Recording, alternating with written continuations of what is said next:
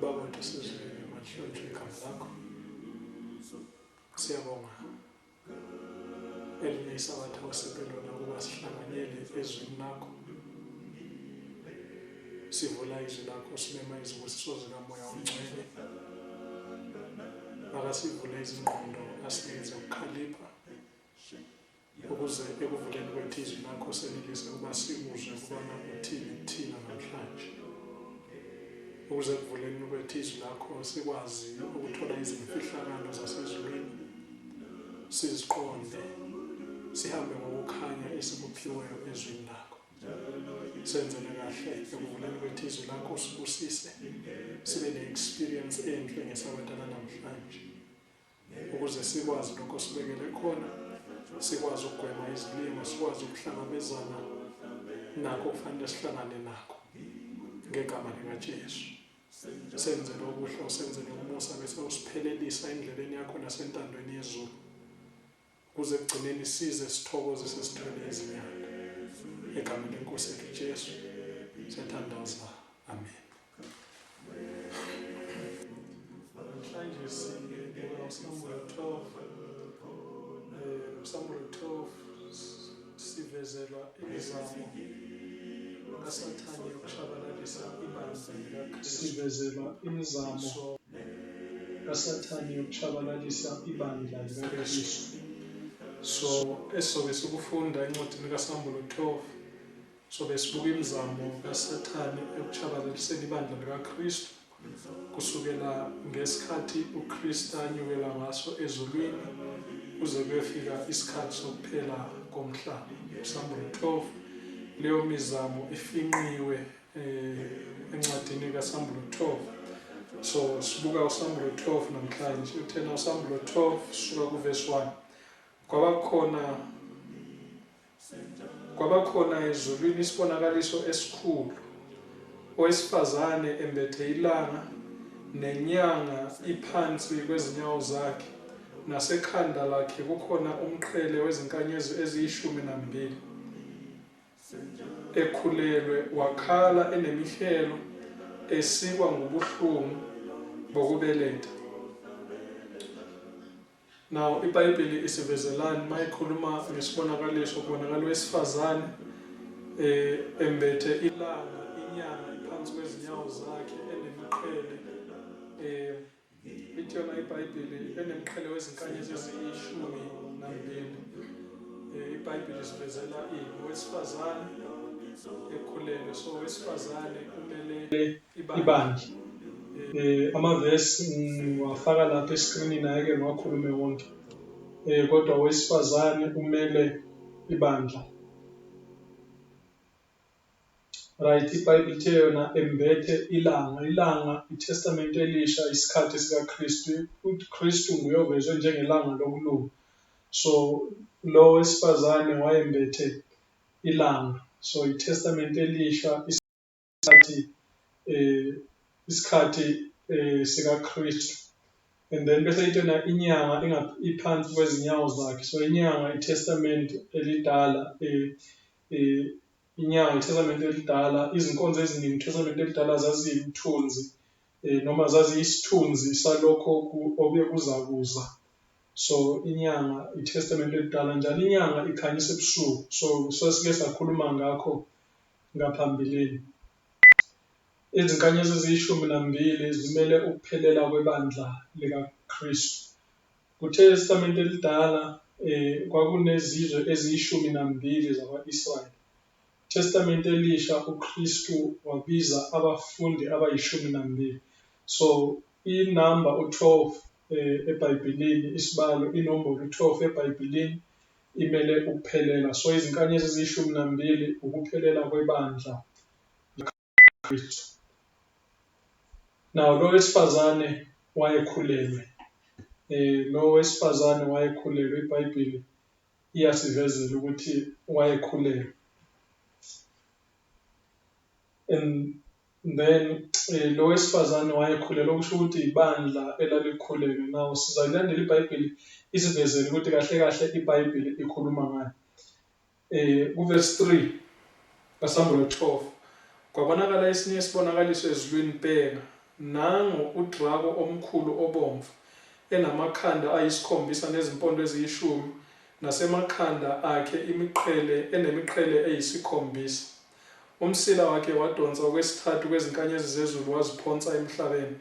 Nodrako wema phambi kowesifazane obeza kubeletha, ukuze kuthi nxa esebelethile ashwabadele umntwana wakhe. Wabeletha umntwana wesilisa oza kubusa izizwe zonke ngentonga yensimbi. Nomntanakhe wahlwithela kuNkulunkulu nasesihlalweni sakhe sobukhosi. So owesifazane lo wayekhulelwe, ibandla lalikhulelwe, owesifazane lo wayekhulelwe wabeletha umntwana wesilisa, iBhayibheli sivezela lokho, obeza kubusa izizwe zonke ngentonga yensimbi. iBhayibheli isivezela lokho. Owesifazane oyibandla wayekhulelwe then wabeletha umntwana wesilisa obeza kubusa izizwe zonke ngentonga yensimbi. Isaya 9:6. Ngokuba sizalelwe umntwana, siphiwe indodana, umbuso uyakuba semahlombe akhe, negama lakhe liyakuthiwa umluleki omangalisayo, uNkulunkulu onamandla, uyise okunaphakade, inkosi yokuthula.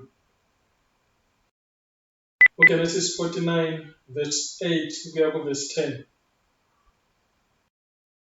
Juda, abafowenu baza kukudumisa wena. Isandla sakho siyakuba sesijingweni sezitha zakho. Amadodana kayihlo ayakukhothamela. Juda uyibhongo lengonyama. Wenyuke emphangwini, ndodana yami. Uguqile ulele njengengonyama. Njengengonyamakazi, ngubani oyakumvusa na? Intonga yokubusa ayiyi kusuka kuJuda, nozime lokubusa phakathi kwezinyawo zakhe, aze afike yena olufanele lona, nezizwe ziyakumlalela. Now, iBhayibheli sizalelwe umntwana, ikhuluma ngobani? Ikhuluma ngoJesu Kristu. And then isiprofethi uGenesis abese ekhuluma ukuthi uKristu wayeza kuza endlini, evela endlini kaJuda, isiprofethi encwadini kaGenesis. Abese tena intonga yokubusa yayikusuka kuJuda aze afike yena emfanele. So intonga yokubusa isoze isuke endlini kaJuda aze afike uKristu, onguye umsindisi owayethenjisiwe kusiprofethi seBhayibheli, owayeza kuza ukuzothi kusindisa umhlaba, yena onguNkulunkulu, yena obeza kubusa izizwe zonke ngentonga yensimbi. uNyumeri 24 verse 17. Ngiyakumbona kepha kungemanje, ngiyambheka kodwa kungeseduze. Kuyakuvela inkanyezi kuJakobe, nentonga yokubusa iyakuvuka kwa-Israyeli. Ishaye uMowabi emaceleni, ichithe onke amadodana kaShethi. So umprofeti uBalamu uthi yena ngiyakumbona kepha kungemanje, ukhuluma ngoKristu, ukhuluma ngokuza kwaKristu. Uthi yena ngiyakumbona kepha kungemanje, okusho ukuthi wayeza kubonakala emva kwesikhathi eside. Abesena ngiyambheka kodwa kungeseduze. So uthi uyambheka kodwa kungeseduze, so usho ukuthi isikhathi azoza ngaso kobe sekwedlula iminyaka eminingi, selokhu wadlula isizukulwane sabo Bileam. Abesethena ngaleso sikhathi mayesezelwe kuyakuvela inkanyezi kuJakobe, nentonga yokubusa iyakuvuka kwa-Israyeli. So ma esezelwe kuyakuvela inkanyezi kuJakobe, ma esezelwe umsindisi kuyakuvela inkanyezi kuJakobe. Now leyo nkanyezi iyo lesivezelwa izazi zasempumalanga encwadini kaMathewu 2, ma esezelwe zifika zibuza eJerusalema ngomsindisi ozelwe, kwakugcwaliseka isiprofeto. KwabaseGalatia 4 verse 4. Kepha lapho sekufikile ukuphelela kwesikhathi, uNkulunkulu wathuma indodana yakhe, izelwe ngowesifazane, izelwe ngaphansi komthetho. Lapho sekufikile ukuphelela kwesikhathi, uNkulunkulu wathuma indodana yakhe izelwe ngowesifazane, izelwe ngaphansi komthetho. So uJesu Kristu wazalwa ngumuntu, wazalwa ngowesifazane. Kodwa khumbulani ukuthi owesifazane umele ibandla, okusho ukuthi uKristu kwakufanele avele ebandleni. Njalo ibandla kuTestament elidala lalinezindlu eziyishumi-12 zakwa-Israyeli. So wonke umuntu wayeza kusindiswa ngaphansi kweTestament elidala kwakufanele ukuthi abalelwe kunye nezizwe eziyishumi-12 zakwa-Israyeli. So kusho ukuthi kwakufanele abe yingxenye yezizwe eziyishumi-12 zakwa-Israyeli. So umsindisi wayezakuza evela ebandleni. Umsindisi wayengasozeze evela ngaphandle kwebandla. Umsindisi webandla wayezakuza evela ebandleni. Ngendlela efanayo uNkulunkulu ma wayefuna ukukhuluma nabantu bakhe, wayevusa umprofeti ebandleni. Wayengavusa umprofeti ngaphandle kwebandla. Wayengavusa umprofeti phandle kwebandla, kodwa wayevusa umprofeti ebandleni. So ngendlela efanayo umsindisi omhlaba wayezakuza evela ebandleni. So kuzo izizwe eziyishumi-12 zakwa-Israyeli, umsindisi wakufanele avele esizweni sakwa-Israyeli, avele kwesinye isizwe kweziyishumi-12 zakwa-Israyeli. So umsindisi wayeza kuvela ebandleni.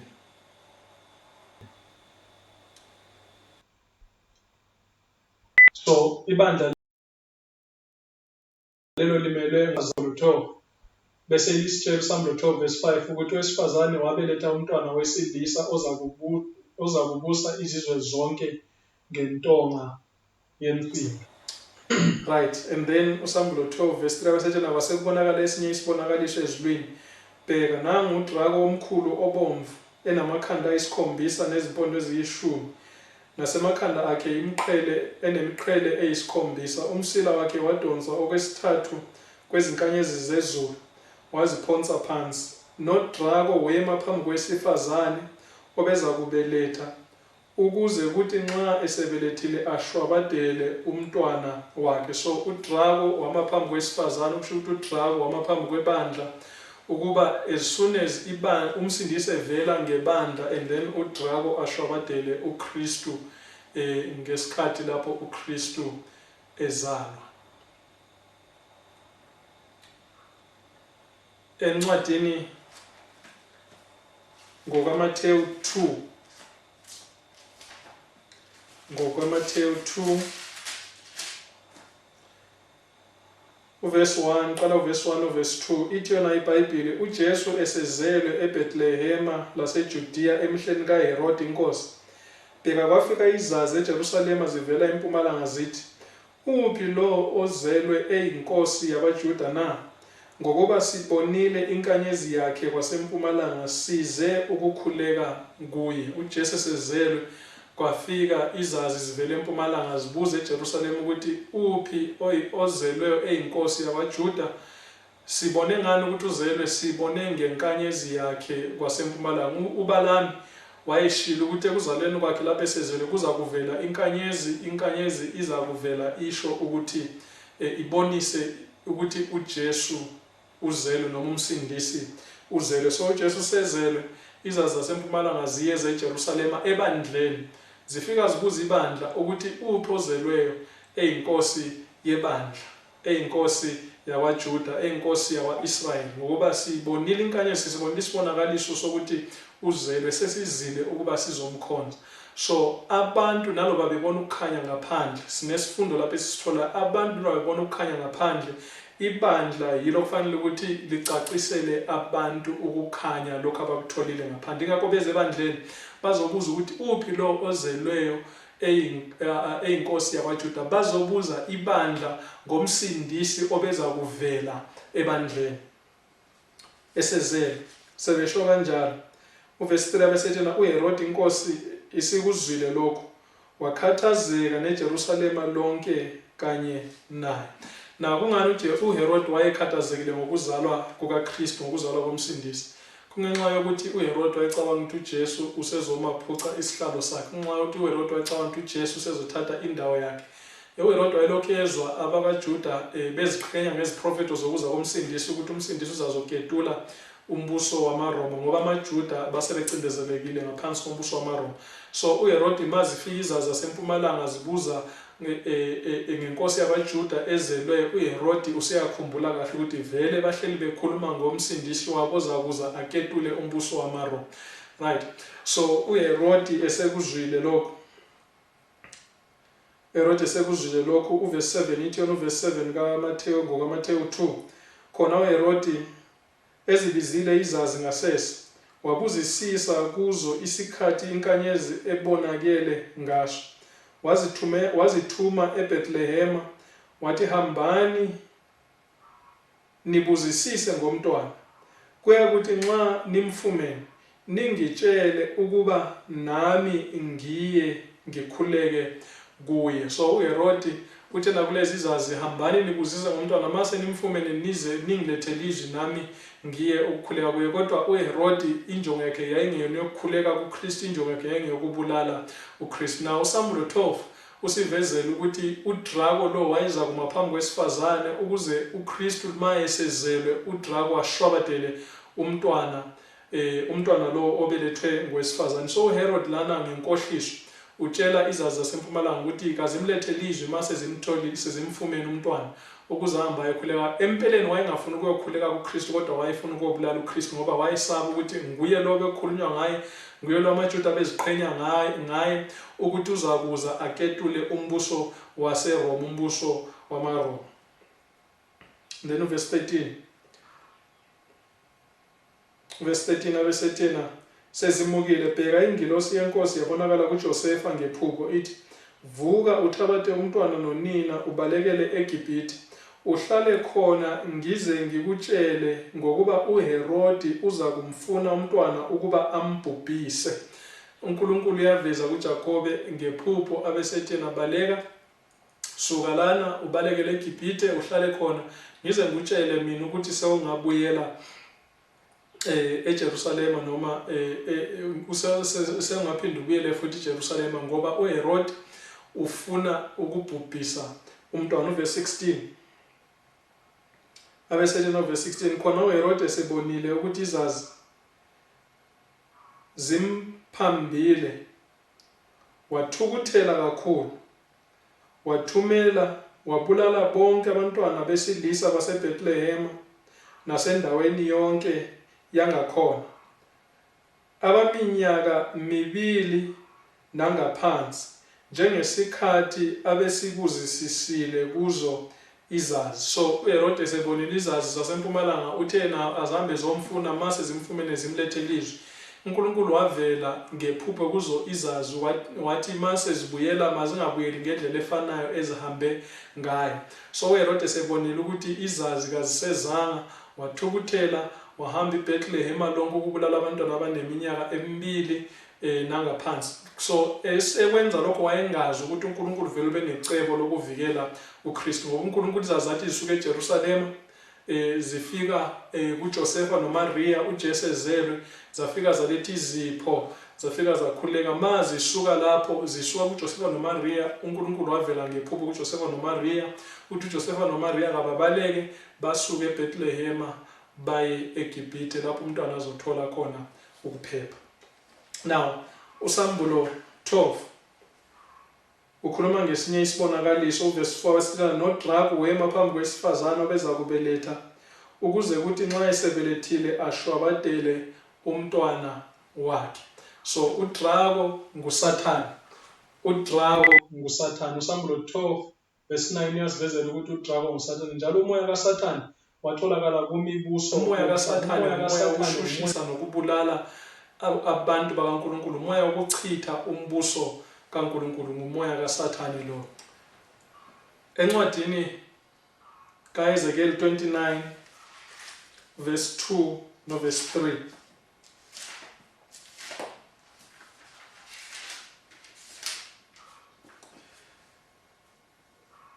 Ezekiel 29 verse 2 no verse 3, yona iBhayibheli, indodana yomuntu, bhekisa ubuso bakho kuFaro inkosi yaseGibhithe, uprofete ngaye nangalo lonke iGibhithe, ukhulume uthi, isho kanje inkosi uJehova ithi, bheka ngimelene nawe Faro nkosi yaseGibhithe, Drago omkhulu, obuthisa phakathi kwemifula yakho uthi umfula ungowami mina ngiwenzile. Na uNkulunkulu ukhuluma inkosi yaseGibhithe neGibhithe, uthena ubiza inkosi yaseGibhithe ngoDrago omkhulu. Inkosi yaseGibhithe uyibiza ngoDrago omkhulu. Enye incwadi futhi uJeremiya 51 verse 34, uJeremiya 51 uverse 34.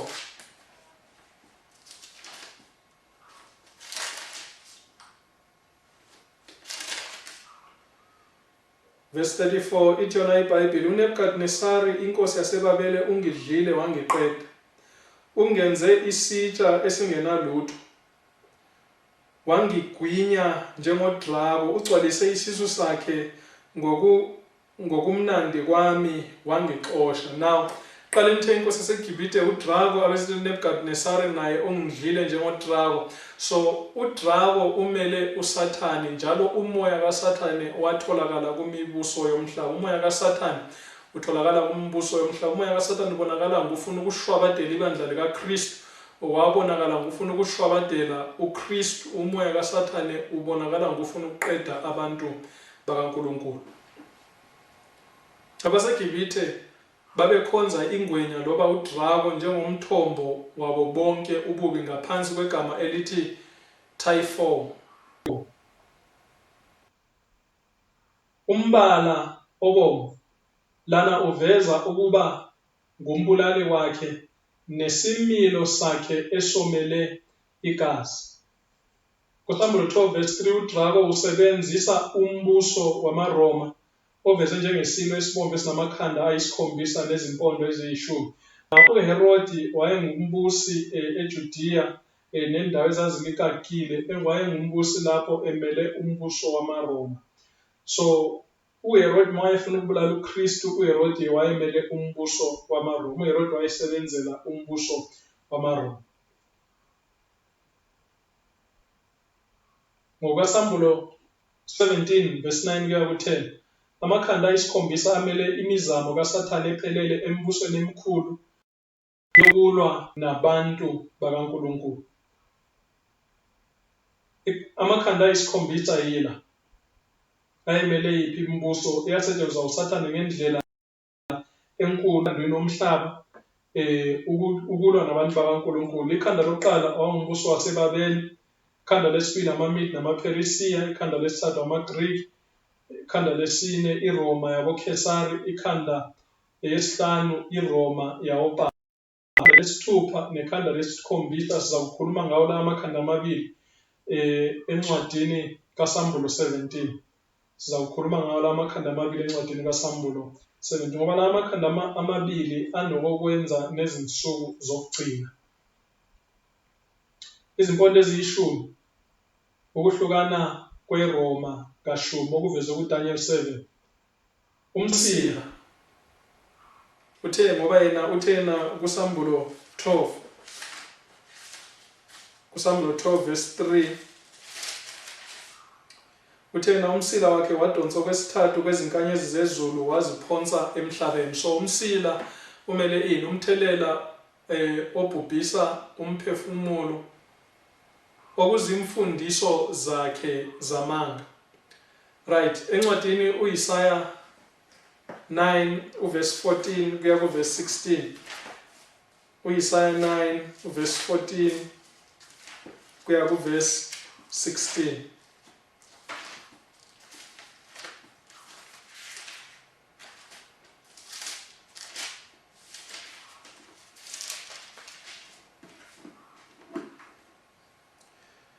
Uthena verse 14, ngalokho uJehova uyanquma kwa-Israyeli ikhanda nomsila, igatsha lensundu nomhlanga, ngalusuku lunye. Ilunga nophakemeyo bayikhanda, nomprofeti ofundisa amanga ungumsila. Ilunga nophakemeyo bayikhanda, nomprofeti ofundisa amanga ungumsila. So umprofeti ofundisa amanga iBhayibheli ithena ungumsila. So umsila umthelela obhubhisa umphefumulo, okuzimfundiso zakhe zamanga. And then encwadini kaSamuel 12 uverse 5, wabeletha umntwana wesilisa oza kubusa izizwe zonke ngentonga yensimbi, nomntanakhe wahlwithelwa kuNkulunkulu nasesihlalweni sakhe sobukhosi. So kuSamuel 12 verse 5 uJohane usivezela inhlansi ngempilo kaKristu lana emhlabeni, abese sivezela ngokunyukela kwakhe ezulwini lapho eseqedile umsebenzi wakhe emhlabeni. Lana uJohane weqa konke ukuhlukunyezwa kwebandla likaKristu ngumbuso weRoma. Samuel 12 verse 6, nguSamuel 12 verse 6 lo. Owesifazane wayesebalekela ehlane lapho enendawo eyayilungisiwe nguNkulunkulu ukuba bamondle izinsuku eziyinkulungwane namakhulu amabili namashumi ayisithupha. So lana uJohane weqa konke ukuhlukunyezwa kwebandla likaNkulunkulu ngumbuso weRoma yakoKesari, abese sivezela ukuhlukunyezwa kwalo ngamandla eRoma yawopapa okwezinsuku eziyinkulungwane namakhulu amabili namashumi ayisithupha. So siloke sikhuluma ngale 160 years iyo leso ke sikhuluma ngezinsuku ezifana kwenye indawo ivezwe ngezinyanga ezingamashumi amane nambili, kwenye indawo zivezwe njengesikhathi nezikhathi nengxenye yesikhathi. So siloke sikhuluma nge-1260 years efanayo. And then uSamuel 12 verse 7 kuya kuverse 9, kwase kuba khona ukulwa ezulwini. uMikayeli nezingilosi zakhe balwa noDrago walwa nezingilosi zakhe, kepha kabaze banqoba nendawo yabo kayabe isafunyanwa ezulwini.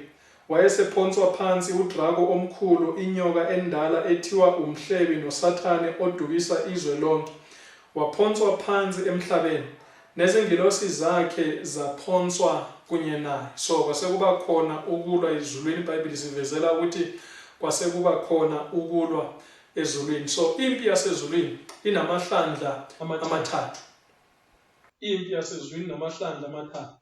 uSathane wayefuna ukuketula umbuso kaNkulunkulu ezulwini, kwaba khona ukulwa ezulwini. uSathane wayefuna ukuketula umbuso kaNkulunkulu ezulwini, kwase kuba khona ukulwa ezulwini. Now encwadini kaIsaya 14 sisuka kuverse 12. uIsaya 14 sisuka kuverse 12 siya kuverse 14. ithi yona iBhayibheli ikhuluma ngoSathane, ikhuluma ngoLucifer. Yeka ukuwa kwakho ezulwini, khwezi elikhanyayo, ndodana yokusa, nokunqunyelwa kwakho phansi, wena owathobisa izizwe. Wena wathi enhlizweni yakho, ngiyakukhuphukela ezulwini, ngiphakamise isihlalo sami sobukhosi phezu kwezinkanyezi zikaNkulunkulu, ngihlale entabeni yomhlangano ngasekugcineni kwasenyakatho. So inkinga kaSathane ukuthi uSathane wayefuna ukuthatha indawo kaNkulunkulu, wayefuna ukubeka isihlalo sakhe phezu kwesihlalo sobukhosi sikaNkulunkulu. abesethi yena ngihlale entabeni yomhlangano, okusho ukuthi wayefuna ukukhonzwa ibandla lasezulwini. And then abesethi yena ngasekugcineni kwasenyakatho, uNkulunkulu isihlalo sakhe singasenyakatho, ekugcineni kwasenyakatho. So uSathane into ayisho lana ngolimo ngomfanekiso wayethi yena ofuna ukuketula umbuso kaNkulunkulu, athathe indawo kaNkulunkulu ezulwini. So iBhayibheli bese itheni kwena kwaba khona ukulwa ezulwini. And then uverse 14 abesethi yena ngiyakukhuphuka phezu kwezindawo eziphakemeyo zamafu. So kusho ukuthi uzakuba phezu kwezingilosi zonke, ngoba amafu eBhayibhelini amele izingilosi. So uSathane wayethi yena uza kukhuphuka phakame phezu kwezingilosi zonke zasezulwini. Ngizenze ngibe ngangophezu konke. So ngizenze ngibe ngangophezu konke. So uSathane wayefuna ukureplace uNkulunkulu, wayefuna ukuthatha indawo kaNkulunkulu. And then verse 15 abesethi yena kepha uyakwehliselwa endaweni yabafileyo ekugcineni komgodi. So iBhayibheli thina kwaba khona ukulwa ezulwini. uSathane nezingilosi zakhe walwa noMikayeli, uMikayeli naye nezingilosi zakhe, kepha indawo kaSathane nezingilosi zakhe kayabe isafunyanwa ezulwini. bese ithi yena uverse 9 wayesephonswa phansi udrako omkhulu inyoka endala ithiwa umhlebi noSathane odukisa izwe lonke waphonswa phansi emhlabeni nezingilosi zakhe zaphonswa kunye naye. So udrako nezingilosi zakhe baphonswa phansi emhlabeni. Kungani baphonswa emhlabeni? Now ake ngiveze lokho. Sakhuluma ngehlandla lokuqala lempi yasezulwini. So le yimpi eyenzeka literally ezulwini. Kungani uSathane waphonselwa emhlabeni? Now uSathane akaphonselwanga emhlabeni lana kodwa uSathane waxoshwa ezulwini.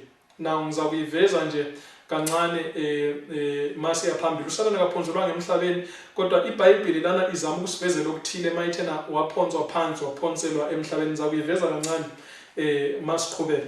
So ihlandla lokuqala lokulwa uSathane wayefuna ukuketula umbuso kaNkulunkulu ezulwini, kwaba khona ukulwa ezulwini. Encwadini Signs of the Times, January 9, 1879, paragraph 9. Prophet Ellen White waziphakamisa esho ukuthi kufanele alingane noNkulunkulu, khuluma uSathane. Njalo kufanele angeniswe emhlanganweni noBaba, uNkulunkulu uBaba. Aqonde izinjongo zakhe. uNkulunkulu wamazisa uSathane ukuthi uza kuveza izinjongo zakhe eziyimfihlakalo endodaneni yakhe kuphela. Njalo udinga ukuthi wonke umndeni ezulwini kunye noSathane amlalele ngokulalela okungenakuphikisa. Kodwa ukuthi yena uSathane ukuthi akakufanele ukuba nendawo ezulwini. Lapho-ke uSathane ngokuziphakamisa wakhomba kubalandeli bakhe ababenze cishe ingxenye yezingilosi zonke. Wathi laba banami uza kubaxosha laba ngokufanayo ushiye isikhala esingaka ezulwini na? So uSathane wakhomba kubalandeli bakhe ababemlandela ababethetha ama-ideas akhe. Wakhomba abalandeli bakhe ababenza cishe ingxenye yezingilosi ezisezulwini. Wabuza wathi ngoba uthi mina uzongixosha nalaba nabo uza kubaxosha ngendlela efanayo na? Wasesho-ke ukuthi wayekulungele ukumelana negunya likaKristu nokuvikela isikhundla sakhe ezulwini ngamandla okulwa. Amandla emelane namandla. uNkulunkulu wasememezela ukuthi abahlubuki akusamelanga babe khona ezulwini. Lapho-ke kwase kuba khona ukulwa ezulwini. Indodana kaNkulunkulu, umbusi wasezulwini enezingilosi zakhe bangena empini nomhlamuki omkhulu abahlanganyela naye. So uSathane wasexoshwa ezulwini. uSathane wasexoshwa ezulwini. So khumbulani ukuthi uSathane umbuzo wakhe bengokuthi uNkulunkulu uzawuxosha lezi zingilosi ezizacishe ingxenye yenani lezingilosi ezulwini uzakuzixosha ezulwini.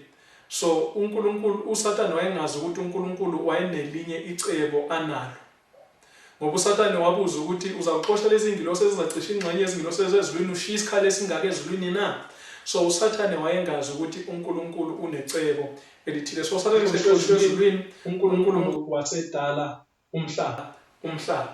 uNkulunkulu esedala umhlaba. Uthena kuGenesis 1 verse 26, masenze abantu ngomfanekiso wethu basifuze. Masenze abantu ngomfanekiso wethu basifuze. Kubalulekile ukuthi sikuqonde khona lokho ngoba uJesu uthi yena masithandaza asibothi intando yakho mayenziwe emhlabeni njengalokho yenziwa ezulwini. So uNkulunkulu uthena masenze abantu ngomfanekiso wethu basifuze. Okusho ukuthi abantu kwakufanele bamaintain i-order yasezulwini emhlabeni. So uNkulunkulu wabeka uAdam nodali wakhe ukuba babuse emhlabeni. uNkulunkulu wabeka uAdam nodali wakhe ukuba babuse emhlabeni. Now into ofanele siyithole ukuthi uNkulunkulu akadalanga ukuthi umuntu abuse phezu komunye umuntu, kodwa uNkulunkulu wadala ukuthi umuntu abuse phezu kwendalo yonke kodwa hayi phezu komunye umuntu. Ukuthi abantu babuse phezu kwabanye abantu kwangena ngenxa yesono. Now angikhulumi ngalokho namhlanje kodwa ngithe ake ngikufake kancane. So now uNkulunkulu esedala umuntu, uSathane akumjabulisanga lokho. Now uSathane exoshwe ezulwini. Angibuyele kule point engithenza ukuyiveza kabanzinyana. uSathane exoshwe ezulwini akaxoshelwanga emhlabeni. uSathane exoshwa ezulwini akaxoshelwanga emhlabeni. Kodwa into eyenzekayo ukuthi uSathane waxoxa, kufana nokuthi uxoshe ingane ekhaya uyixoshe. Mawuyixosha uyixoshe ukuthi ehambe iyohlala komakhelwane, kodwa uyayixosha ukuthi izozibona lapho eyohlala khona. So uSathane wathi exoshwa ezulwini, into eyenziwa kuSathane, ukuxoshwa kwakhe ezulwini kufana nento eyenziwa kuKayini lapho uKayini esebulele umfowabo encwadini kaGenesis 4. Na uKayini esebulele umfowabo uthi yena phambili kuverse 12 uthi yena wena uyakuba ngumhambuma nozulane emhlabeni. So uKayini esexoshiwe phambi kobuso bukaNkulunkulu, uNkulunkulu uthi yena uKayini uzawuba umhambuma nozulane emhlabeni. Now isizathu sokuthi uNkulunkulu axoshe uKayini phambi kobuso bakhe ngesokuthi uNkulunkulu wabona ukuthi uKayini vele akasoze wamlalela uNkulunkulu, unqumile enhlizweni yakhe ukuthi angeke azamlalela uNkulunkulu naloba sekutheni. So kuKayini umoya kaSathane wabonakala ngokugcwele, umoya wokungamlaleli uNkulunkulu. So uSathane uma exoshwe ezulwini, uSathane akaxoshelwa emhlabeni, ngoba uSathane waxoshwa ezulwini umhlaba lona esiphila kuwo ungadalwa. So uSathane esexoshwe ezulwini, uNkulunkulu wasezobidala ke lo mhlaba. So uNkulunkulu mayedala umhlaba, uSathane uyambuka uNkulunkulu, uyabuka uNkulunkulu mayedala umhlaba, abesebona uNkulunkulu edala umuntu. uSathane kungamjabulisi ukuthi uNkulunkulu usedale umuntu. So uNkulunkulu mayedala umuntu, uSathane uyabona ukuthi umuntu uza kuthatha indawo kaSathane. So uSathane akumjabulisanga lokho. So uSathane abesebuya necebo, aqala ukuletha amacebo ukuthi anqobe umuntu ukuze umuntu angathathi indawo kaSathane ezulwini. Encwadini uChrist Triumphant, page 200, paragraph 2, uthi umprofeti u-Ellen White, uSathane wake waba ingilosi esibekelayo emagqumeni asezulwini. Ingilosi yayiseduze kukaKristu uqobo lwakhe ngamandla, kodwa waziphakamisa wamelana noheha ezinye izingilosi ukuba zihlanganyele kunye naye kulokhu kuhlubuka. Kwabakhona ukulwa ezulwini, njalo uSathane nabalandeli bakhe baxoshelwa phandle. Esexoshiwe ezulwini, uSathane wazimisela ukumisa umbuso kulomhlaba nokunqoba uluntu ukuba lube ngasohlangothini lwakhe. uSathane uma exoshwe ezulwini, uNkulunkulu utheni uzawuba umhambuma. Lokhu uNkulunkulu akusho kuKayini wakusho kuSathane lapho uSathane exoshwe ezulwini. So uNkulunkulu ngoba ethe uSathane uzawuba umhambuma, uSathane wahamba efuna indawo yokuhlala kweminye imihlaba uNkulunkulu ayedalile lo mhlaba ungabi khona. So wafika wabalinga khona ngale, akazange athole ukwamukela. Ekugcineni uNkulunkulu uma esedale lo mhlaba, uSathane still wayengenayo indawo yokuhlala. So uSathane weza namaqhinga ukuze akwazi ukuthi athole indawo yokuhlala kulo mhlaba lapho uNkulunkulu adale khona uAdam, wambeka kulo mhlaba ukuba abe yinkosi yakulo mhlaba. So uSathane wenza namaqhinga ukuze akwazi ukuthi arobhe uAdam ukuze uSathane abambelele kona lo mhlaba ube yindawo yakhe yokuhlala. So uSathane wayefuna ukumeka sure ukuthi ngoba kweminye imihlaba engamukelekanga, ithemba lakhe selikulo mhlaba kuphela ukuze akwazi ukuthi kulo mhlaba athole indawo yokuhlala. Njengalapho umntwana umxoshile khona, adinga indawo yokuhlala angayithola, zamkonca kubomakhelwane bangamamukeli. So uzoza namaqhinga angasile ukuze akwazi ukuthi azakwazi ukuthi ayithole indawo yokuhlala komunye umuntu. So uSathane lo weza namaqhinga ukuze akwazi ukuthi abambelele kulo mhlaba ube yindawo yakhe yokuhlala. So utheni umprofeti u-Ellen White esexoshiwe ezulwini, uSathane wazimisela ukumisa umbuso kulo mhlaba nokunqoba uluntu ukuba lube ngasohlangothini lwakhe. Now uNkulunkulu esemdalile umuntu abesemnikeza umthetho. uNkulunkulu esemdalile umuntu abesemnikeza umthetho athi ungadla kuyo yonke imito ngokuthanda kwakho, kepha ungadli kuwo umuthi okwazi okuhle nokubi. uGenesis 2, Genesis 3. Ungadli kuwo umuthi okwazi okuhle nokubi ngoba mhla udla kuwo uyakufa nokufa. Now umprofeti Ellen White abesethi na Christ Triumphant, page 26, paragraph 2. Kwakunjengoba uNkulunkulu ugcwalisa njalo izulu ngomndeni woluntu, uma bebeza kuzitshengisa bethembekile kulo lonke izwi lakhe. uAdam kwakufanele avivinye ukuze kubonakale ukuba wayeza kulalela njengezingilosi ezithembekileyo loba wayengasoze alalele. So la uNkulunkulu wayethi khona kuAdam, uma udla kuwo wayethi na uNkulunkulu kuAdam, ungadli kuwo umuthi okwazi okuhle nokubi. uNkulunkulu wayevivinya uAdam ukuze abone ukuthi uAdam uza kulalela uNkulunkulu noma uza kulalela uSathane. Now so injongo kaNkulunkulu kwakufanele ukuthi umuntu agcwalise izulu uNkulunkulu injongo kaNkulunkulu ngomuntu kwakungukuthi abantu bathatha indawo kaSathane bagcwalisa isikhala esashiwa nguSathane ezulwini. Ingakho uNkulunkulu wadala umuntu kuwona lo mhlaba. So injongo yakhe yayingeyokuthi abantu bagcwalise isikhala esashiwa nguSathane ezulwini. Kodwa singasigcwalisi leso sikhala kwakufanele siqale sivivinywe, kwakufanele siqale sithestwe kubonakala ukuthi siza kumlalela na uNkulunkulu, njengalokho eminye imihlaba yathestwa lapho uSathane sexoshiwe ezulwini. uSathane wavunyelwa ukuthi aye kweminye imihlaba ayokubalinga. So uma babeza kuthembeka babezahlala kuleyo mhlaba indawo yabo yayilokhu isekhona ezulwini, kodwa uma bengathembekanga indawo yabo yayizobe ingasekho ezulwini. Kodwa uSathane akaphumelelanga kweminye imihlaba, wazophumelela kuwona lo mhlaba ngoba uAdamu wathi edla lowo muntu uNkulunkulu athe angawudli, indawo kaAdamu kayabe isafunyanwa ezulwini. So Adam wafeyila itest ayinikeziwe uNkulunkulu. Abesethe nomprofeti Ellen White, uma wayeza kuma lapho evivinya, iziyalo zakhe kubantwana bakhe zazizobe zingezokuthembeka kuphela. Ingqondo yakhe nemicabango yakhe kwakuzobe kufana nengqondo nemicabango kaNkulunkulu, kodwa uAdam wehluleka ukulalela. uAdam wadla kuwo umuthi uNkulunkulu athe angawudli. Ngalowo muthi ngalokho kungalalela uNkulunkulu nokulalela kwakhe uSathane, uSathane-ke wasebambelela ngalokho emhlabeni. uSathane wasethola indlela yokuthi ahlale emhlabeni. Now kwakungena poison kulowo muthi, yayingekho poison kulowo muthi, kwakungekho ukufa kulowo muthi, kodwa ipoison yayikukho ukungalaleli uNkulunkulu, nokufa kwakukho ukungalaleli uNkulunkulu. So uAdam wayevivinywa ukuze angaphasa itest, then wayezakwazi ukuthi yena nomndeni wakhe bakwazi ukugcwalisa isikhala esashiwa nguSathane ezulwini. Kodwa ngoba uAdam wahluleka, so wayengeke sakwazi ukuthi agcwalise isikhala esashiwa nguSathane ezulwini. So uSathane wayexoshiwe ezulwini ngokona kukaAdam, ngoba uAdam ubeyinkosi yalomhlaba. Ngokona kukaAdam, uAdam wadayisa ubuzibulo, wadayisa ubukhosi, wakudayisela uSathane. So uSathane waba nendlela yokuthi abuyele ezulwini. uSathane waba nendlela yokuthi abuyele ezulwini. Now encwadini kaJobe 1, uJobe 1 verse 1,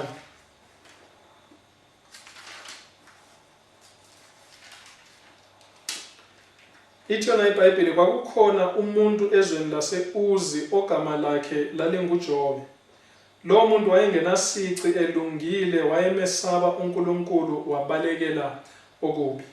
Verse 6, kwathi ngelinye ilanga kwafika amadodana kaNkulunkulu emi phambi kukaJehova, kwafika noSathane phakathi kwawo. So kwathi kwelinye ilanga kunomhlangano ezulwini, kwafika amadodana kaNkulunkulu emi phambi kukaJehova, noSathane naye wafika phambi kwawo. Kodwa phela iBhayibheli ithi yena kusambulo uSathane waxoshwa ezulwini. Lapho esefuna uthatha indawo kaNkulunkulu, kwabakhona ukulwa ezulwini, uSathane nezingilosi zakhe baxoshelwa ngaphandle. Kodwa uAdam esewonile, uAdam esedle kulowo muthi uNkulunkulu athe angawudli, uAdam eselalele uSathane, uAdam wadayisa ubuzibulo, wadayisa ubukhosi, wakudayisela kuSathane.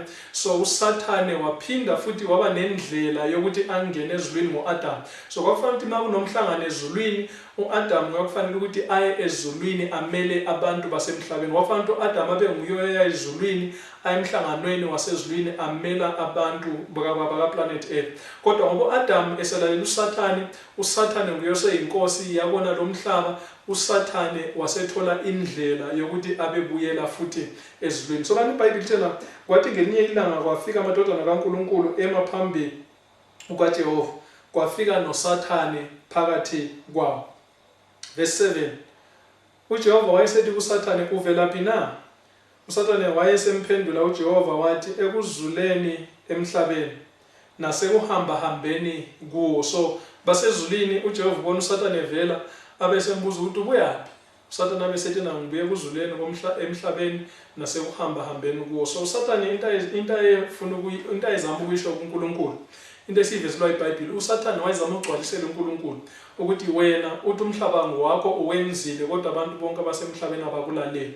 Uthi ngibuya ekuzuleni emhlabeni nasekuhamba-hambeni kuwo, bengibuye uko-check abantu bami ngale nangale ngibuye check kuleli yakhona abantu bonke bakulahlile wena abantu bonke sebelalela mina. Inkulumo esiyithola lana inkulumo kanjalo ngoba evesini elilandelayo itshela uverse 8 evesini elilandelayo wayesethi uJehova kuSathane, inhliziyo yakho iyiqaphele incebo yami uJobe na, ngokuba akakho onjengaye emhlabeni, umuntu ongenasici nolungileyo omesaba uNkulunkulu obalekela okubi. uNkulunkulu uthena kuSathane, emhlabeni otona abantu bonke sebengilahlile sebengabani.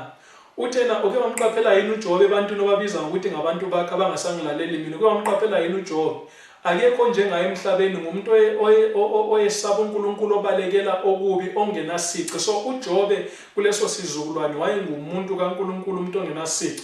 So lapho uSathane ethina kuNkulunkulu, uNkulunkulu akasenabantu emhlabeni. uNkulunkulu uthena kuSathane, nginaye umuntu nanguya igama lakhe nguJobe, ngimazi ngani, akanasici, ubalekela okubi, umsulwa phambi kobuso bami. So uSathane wayelokhe eya ezulwini ngenxa yokuthi uAdam wadayisa ubukhosi, uAdam wadayisa ubuzibulo. Now umphrofethi wesina Christ Triumphant page 200 paragraph 2, kodwa uKristu wathembisa ngezwi lakhe ukuthi uma abantu benganqotshwa isililo, yena indodana kaNkulunkulu wayeza kuba yisiqiniseko sabo. Uma uAdam enqotshwa isilingo, yena uKristu oyindodana kaNkulunkulu wayeza kuba yisiqiniseko sabo. Lesi kwakuyisiqiniseko sokuthi uKristu wayeza kuza azolwa okwesibili noSathane emhlabeni ngesikhathi esasibekiwe ezulwini, emele uluntu olwehluliweyo. Ukwehlulwa kuka-Adam kwakusho ukwehlula kwenjongo kaNkulunkulu yokudala kwakhe umuntu. So lapho Adam edla kuwo umuthi uNkulunkulu athi angawudli, kwehlulwa injongo yokudalwa, injongo yomuntu ekudalweni kwakhe. So izinjongo zikaNkulunkulu lapho wayedala khona umuntu kwehlulwa lapho uAdam ona khona, ngoba injongo kaNkulunkulu yayingiyokuthi umuntu, uAdam nomndeni wakhe bagcwalise isikhala esashiwa uSathane nezingilosi zakhe ezulwini. So uSathane wameka sure ukuthi uAdam akasigcwalisi leso sikhala nomndeni wakhe. So uSathane walinga uAdam wanikezela esilingweni, waphambana noNkulunkulu. So injongo kaNkulunkulu yayingeke ibe isagcwaliseka ekudaleni kwakhe umuntu. Kodwa uKristu wayema eyisiqiniseko sokuthi uma abantu bangalingwa bahlulwe isilingo, yena ngokufa kwakhe uza kubanikeza elinye ithuba lokuthi bakhethe kahle ukuze bakwazi ekugcineni ukugcwalisa isikhala esashiwa nguSathane enezingilosi zakhe. So uKristu ekufeni kwakhe wayeyisiqiniseko sokuthi sinikezwe elinye ithuba lokuthi sikhethe kahle ukuze sikwazi ukumlalela uNkulunkulu, ukuze ekugcineni sigcwalise izinjongo zikaNkulunkulu ekudalweni kwethu. So kuSambulo 12 so ukulwa ihlandla elokuqala lokulwa kwasezulwini, impi yasezulwini yenzeka ezulwini, uSathane waxoshwa ezulwini. Impi yesibili yasezulwini, ihlandla lesibili lokulwa kwasezulwini lenzeka lana emhlabeni. uSathane sethena umhlaba uyindawo yakhe. uKristu wanikeza isiqiniseko sokuthi ngizazolwa noSathane endaweni aseyibiza ngokuthi umhlaba wakhe. So ihlandla lesibili, ivesi efanayo kuSambulo 12, uSambulo 12 ihlandla lesibili, uSambulo 12 verse 7 ithi yona, kwase kuba khona ukulwa ezulwini, uMikaeli nezingilosi zakhe balwa noDrago walwa nezingilosi zakhe, kepha kabaze banqoba, nendawo yabo kayabe isafunyanwa ezulwini. Wayesephonswa phansi uDrago omkhulu, inyoka endala ethiwa umhlebi noSathane, odukisa izwe lonke, waphonswa phansi emhlabeni, nezingilosi zakhe zaphonswa kunye naye. So uSathane, uAdam esonile, uSathane into aseyenza uselokhe ebuyela ezulwini. Ithi yona iBhayibheli umhlebi noSathane odukisa izwe lonke. Now angifunda uverse 10. Uverse 10 abesethi, ngasengizwa izwi elikhulu ezulwini lithi, kalokho insindiso namandla nobukhosi ngokukaNkulunkulu wethu, nombuso ngokaKristu wakhe. ngokuba uphonswe phansi ummangaleli wabazalwane bethu obamangalelayo phambi kukaNkulunkulu wethu imini nobusuku, ngokuba uphonswe phansi ummangaleli wabazalwane bethu obamangalelayo phambi kukaNkulunkulu imini nobusuku. U-Adam esewonile, abantu ababizwa ngegama likaNkulunkulu babethi bangawona uSathane agijima ezulwini ayobamangalela.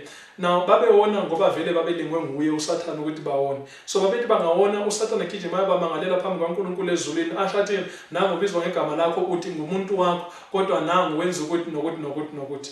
Now uDavide lapho walala khona nomfazi womuntu, uSathane wagijima wayomangala ezulwini ukuthi nangu uthi ngumuntu wakho, kodwa buka ulala nomfazi womuntu, akawulaleli umthetho wakho. So lona vele ufanele ukuthi umyeke vele abe ngowami, ngoba ulalela mina endaweni yokuthi alalele wena.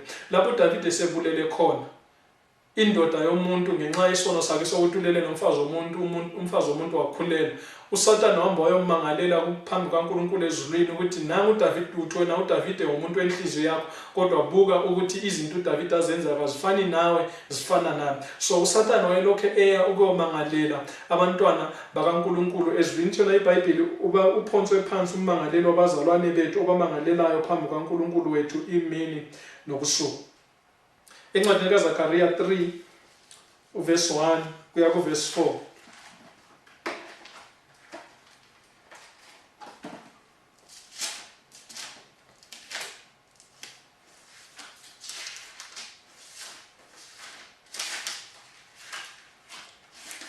uZakhariya 3 verse 1 ya verse 4 ithi iBhayibheli, wayesengibonisa uJoshua umpristi omkhulu emi phambi kwengilosi kaJehova, noSathane emi ngakwesokunene sakhe ukumelana naye. So uJoshua umpristi omkhulu kuTestament elidala le, naye iBhayibheli sivezela kuTestament elidala ethi uJoshua umpristi omkhulu emi phambi kaJehova. So kusho ukuthi impilo kaJoshua yayivela phambi kaNkulunkulu ezulwini. And then abesethi yena noSathane emi ngakwesokunene sakhe ukumelana naye. Verse 2, uJehova wayesethi kuSathane, uJehova uyakukhuza Sathane. So uSathane usezulwini umelana negama likaJoshua, ukuthi uJoshua uyisoni, uJoshua wenza ukuthi, uJoshua wenza ukuthi, uJoshua wenza lokhu, uJoshua wenza lokho. And then uNkulunkulu akamxoshi uSathane. Ngani? Ngoba uSathane phela wathola indlela yokuthi abuyele ezulwini ngenxa kaAdam. So kuTestament elidala uNkulunkulu akamxoshi uSathane ezulwini ngoba unelungelo lokuba sezulwini ngenxa yesono sikaAdam. Kodwa uNkulunkulu into ayenza ezulu uSathane esezulwini emangalela abantwana bakaNkulunkulu. Uthi no verse 2, uJehova wathi kuSathane, uJehova uyakukhuza Sathane. So into uNkulunkulu angayenza ngalesi sikhathi, ngoba isikhathi asikafiki sokuthi uKristu abuye azothenga futhi ubuzibulo bawona lo mhlaba. So into uNkulunkulu angayenza ngalesikhathi akusiko ukumxosha uSathane, kodwa ukuthi amkhuze uSathane. Uthi yena uJehova uyakukhuza Sathane. Yebo, uJehova olikhethile iJerusalema uyakukhuza. Lo akasiso isikhuni esophulwe emlilweni na. So uNkulunkulu uyamkhuza uSathane esezulwini. uSathane lokho emangalela abazalwane, uNkulunkulu abesemkhuza uSathane athi ngiyakukhuza Sathane, ngoba lo uyisikhuni esophulwe emlilweni, lo usindisiwe, lo uthengiwe, uthenge ngegazi lendodana yami ezazokufa.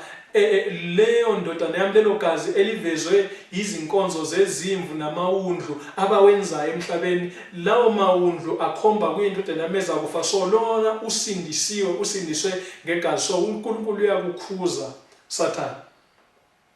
Abesethi yena kuverse 4, yathatha yasho kwababemi, in fact uverse 3, uthi no verse 3, Joshua wayembethe izingubo ezingcolileyo, wayemi phambi kwengilosi, yathatha yasho kwababemi phambi kwayo, yathi mkhumuleni izingubo ezingcolileyo.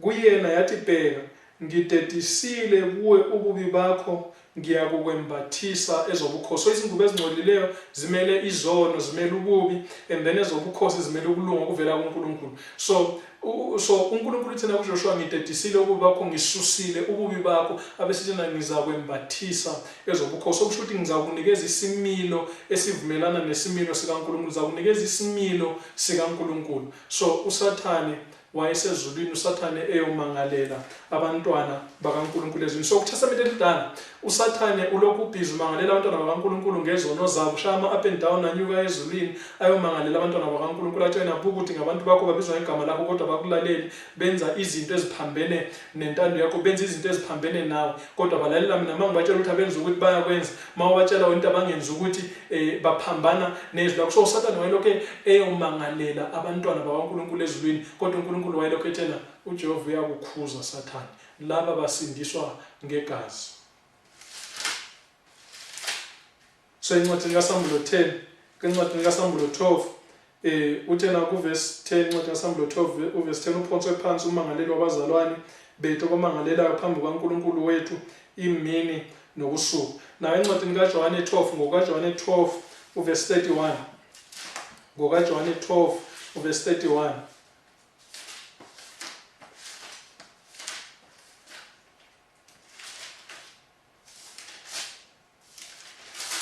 ngokaJohane 12 verse 31 uthena uKristu lana wayeselungiselela ukuyofa esiphambanweni. Uthena lana uKristu, kalokhu kungikwahlulelwa kwalelizwe, kalokhu umbusi walelizwe uza kuxoshwa. Kalokhu kungikwahlulelwa kwalelizwe, kalokhu umbusi walelizwe uza kuxoshwa. uJesu mayefa esiphambanweni, uSathane uyaxoshwa ezulwini, uSathane usexoshwa okwesibili ezulwini. uJesu mayefa esiphambanweni, uSathane uyaxoshwa ezulwini, akasabuyele ezulwini kube lokho ayomangalela abantwana bakaNkulunkulu ezulwini, kodwa uJesu mayesevukile ethuneni eseyongena ezulwini, ungena engumnqobi esizuzele insindiso ukuze ngaye sikwazi ukuba nendawo ezulwini. So uthena uJesu uthena kalokhu kungikwahlulelwa kwalelizwe, kalokhu umbusi walelizwe uza kuxoshwa. So ekufeni kukaJesu esiphambanweni, ekufeni kukaJesu esiphambanweni, ithi yona ingilosi uphonswe phansi umangaleli wabazalwane bethu obamangalela phambi kwaNkulunkulu wethu imini nobusuku. Verse 14, abesithi no verse 14, nabo uqobo lwabo bamnqoba ngegazi lewundlu nangezwi lobufakazi babo, futhi abakuthandanga ukuphila kwabo kwaze kwaba sekufeni. So nabo uqobo lwabo bamnqoba ngegazi lewundlu, bamnqoba ngegazi likaJesu Kristu nangezwi lobufakazi babo. So bamnqoba ngoJesu Kristu lapho uSathane ezama ukwakhumbuza khona ukuthi nizoni nizokhumbula ukuthi izolo nenza ukuthi, kodwa mayizono zabo bezivumile, ithona eBhayibheli bamnqoba ngegazi likaJesu Kristu nangezwi lobufakazi babo. Izwi lobufakazi babo liyasho ukuthi uJesu Kristu uyazisindisa izono. Ngisindisiwe esonweni, yebo izolo bengiyisoni, bengade ngisona, kodwa namhlanje ngisindisiwe, kangisahamba endleleni yayizono, sengihamba ekulungeni, sengihamba ekukhanyeni kukaJesu Kristu. So bamnqoba ngegazi lewundlu nangezwi lobufakazi babo. Bese ithi yona iBhayibheli nabo bese iBhayibheli, futhi abakuthandanga ukuphila kwabo kwaze kwaba sekufeni. Ngabantu abakhetha ukuthi sengangcono ngife kunokuthi ngiphambuke entandweni kaNkulunkulu, sengangcono ngife kunokuthi ngone, sengangcono ngife kunokuthi ngingahambi endleleni kaNkulunkulu. So iBhayibheli ithena abantwana bakaNkulunkulu bamnqoba uSathane, bemnqoba ngegazi lewundlu nangezwi lobufakazi babo. uSathane kwesibili waxoshwa ezulwini. Lapho uJesu efa khona esiphambanweni, uSathane akasakwazi ukubuyela ezulwini, kodwa uJesu esenqobile uSathane, wathenga ubuzibulo, wathenga ubukhosi obadayiswa ngo-Adamu. uJesu sengena ezulwini engumnqobi, esho ukuthi ngabafela, yimi esengibamele manje. Hayi uSathane ade lokho ebamangalela, kodwa yimi esengibafele. Mina enginemicabango emihle, uthena uNkulunkulu ngiyazi imicabango enginayo ngani, imicabango yokunikeza isiphetho esihle. So uthena mina engibafele nginayo imicabango emihle ngabo, nginaso isiphetho esihle ngabo. Kodwa lo kade bamele kuqala ubengenayo imicabango emihle ngabo, ubengenaso isiphetho esihle ngabo. Yikho lokho ebuye azobamangalela, athathe advantage ngezinto yena abalinga ngazo, abese kuyezomangala ngoba ufuna ukuthi vele ngibaxoshe njengaye. Kodwa uJesu abesethena mina manje yimi esengibamele ngabafela. And then incwadi kaSamuel 12 verse 12 bese ithi yona iBhayibheli, ngalokho thokozani namazulu nabahlala kuwo, maye kuwe emhlaba nakuwe lwandle, ngokuba uSathane wehlelekini enolaka olukhulu, azi ukuthi unesikhathi esifushane.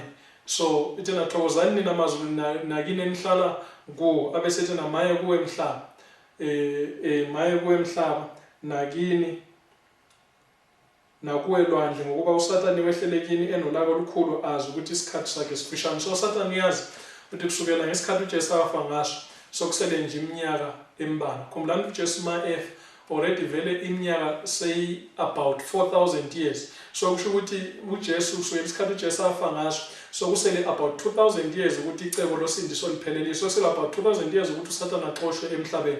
So makuqhathaniswa isikhathi esesedlule ma uJesu efa ukuzosindisa abantu bakhe nesikhathi esesiphambili esesisele, sokusele isikhathi esincane.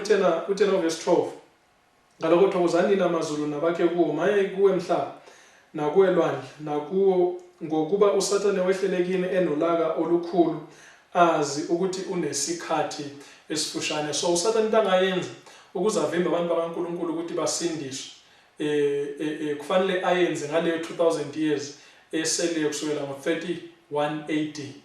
31 AD uSathane uyazi ukuthi isikhathi sakhe sifushane, uyazi ukuthi unesikhathi esincane sokuthi avimbele abantu ukuze bangabambisisi kulawo mandla azokubanikeza ukunqoba isono ngoJesu Kristu. uSathane uyazi ukuthi usele neminyaka nje embalwa ukuze avimbele abantu ukuthi ekuthini bangalutholi usindiso. uSathane uyazi ukuthi usele neminyaka embalwa ukuze avimbele abantu ekuthini bangamukeli insindiso.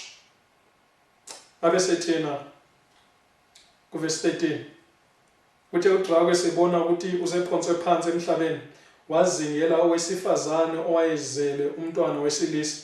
Owesifazane wayesenikwa amaphiko amabili okhozi olukhulu ukuba andizele ehlane endaweni yakhe lapho ondliwa khona isikhathi nezikhathi nengxenye yesikhathi, engekho ebusweni benyoka.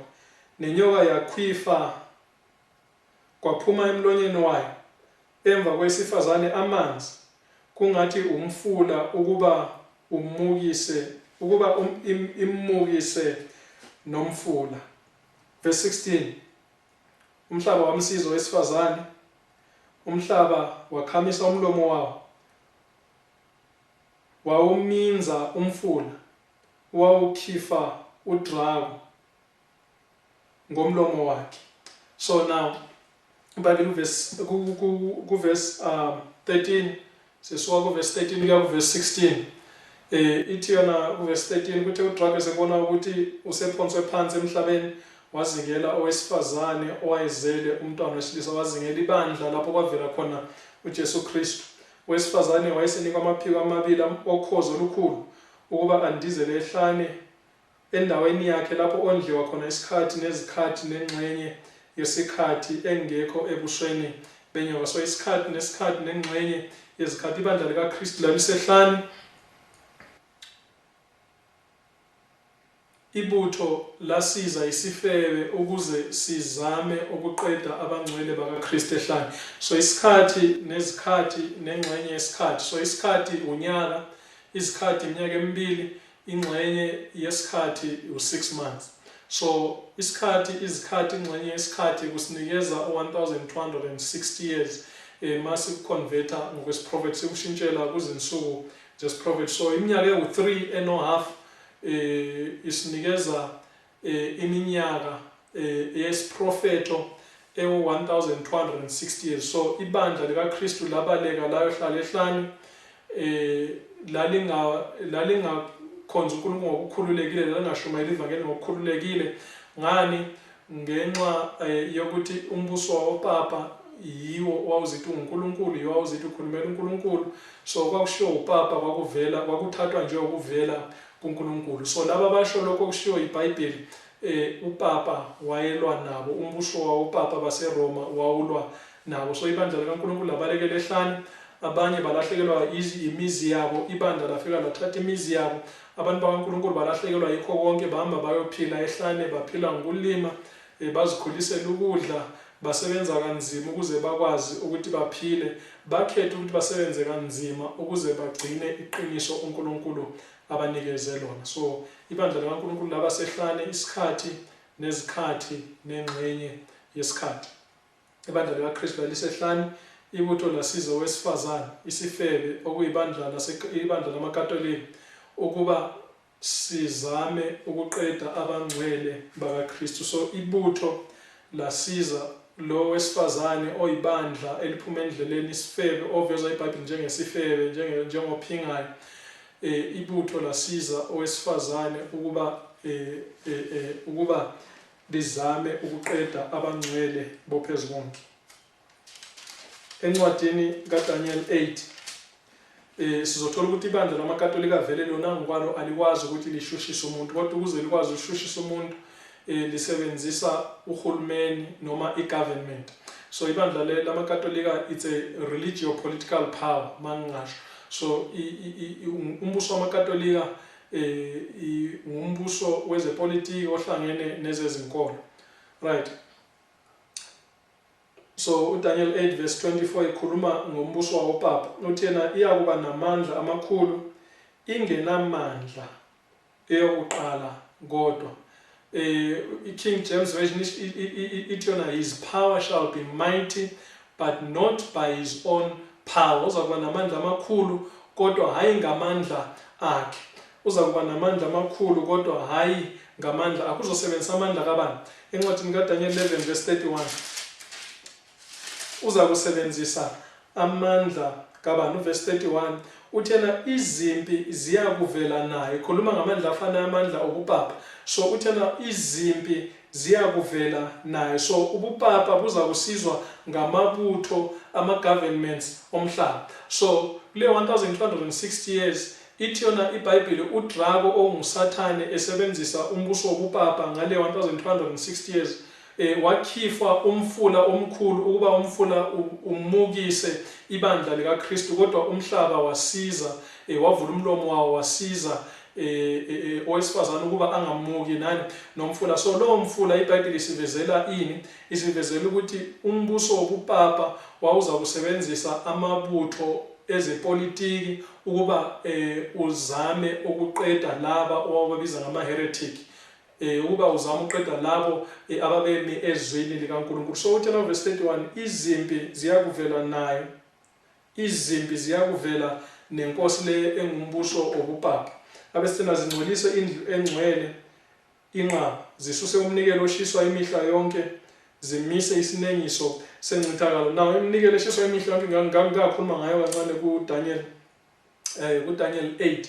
Iminikelo eshiswa imihla yonke mistranslation kayikhulumi ngeminikelo eshiswa imihla yonke kodwa ikhuluma ngeRoma yaboKhesari. So ngokuvela kwaPapa and then wasuka iRoma, umbuso weRoma yaboKhesari. Yiyo iRoma yabopapa yiyo levezwe njengesinengiso esiyincithakalo. So isinengiso esiyincithakalo iRoma yabopapa, umbuso wabopapa, i-religio-political power. So abesethela verse 32 iyakonakalisa ngokuthopha abaphatha kabi isivumelwano, kepha abantu abamazi uNkulunkulu wabo bayakuba namandla baphikelele. Verse 33 abahlakanipheleyo babantu bayakuqondisa abaningi, kepha bayakuwa ngenkemba nangelangabi nangokuthunjwa nangokuphangwa izinsuku eziningi. So ibandla likaNkulunkulu lasebenza lisehlane, abantu bakaNkulunkulu baqondisa abaningi ababasemangeni basuke emangeni beza ekukhanyeni kwezwi likaNkulunkulu. Bese ithi na iBhayibheli kepha bayakuwa ngenkemba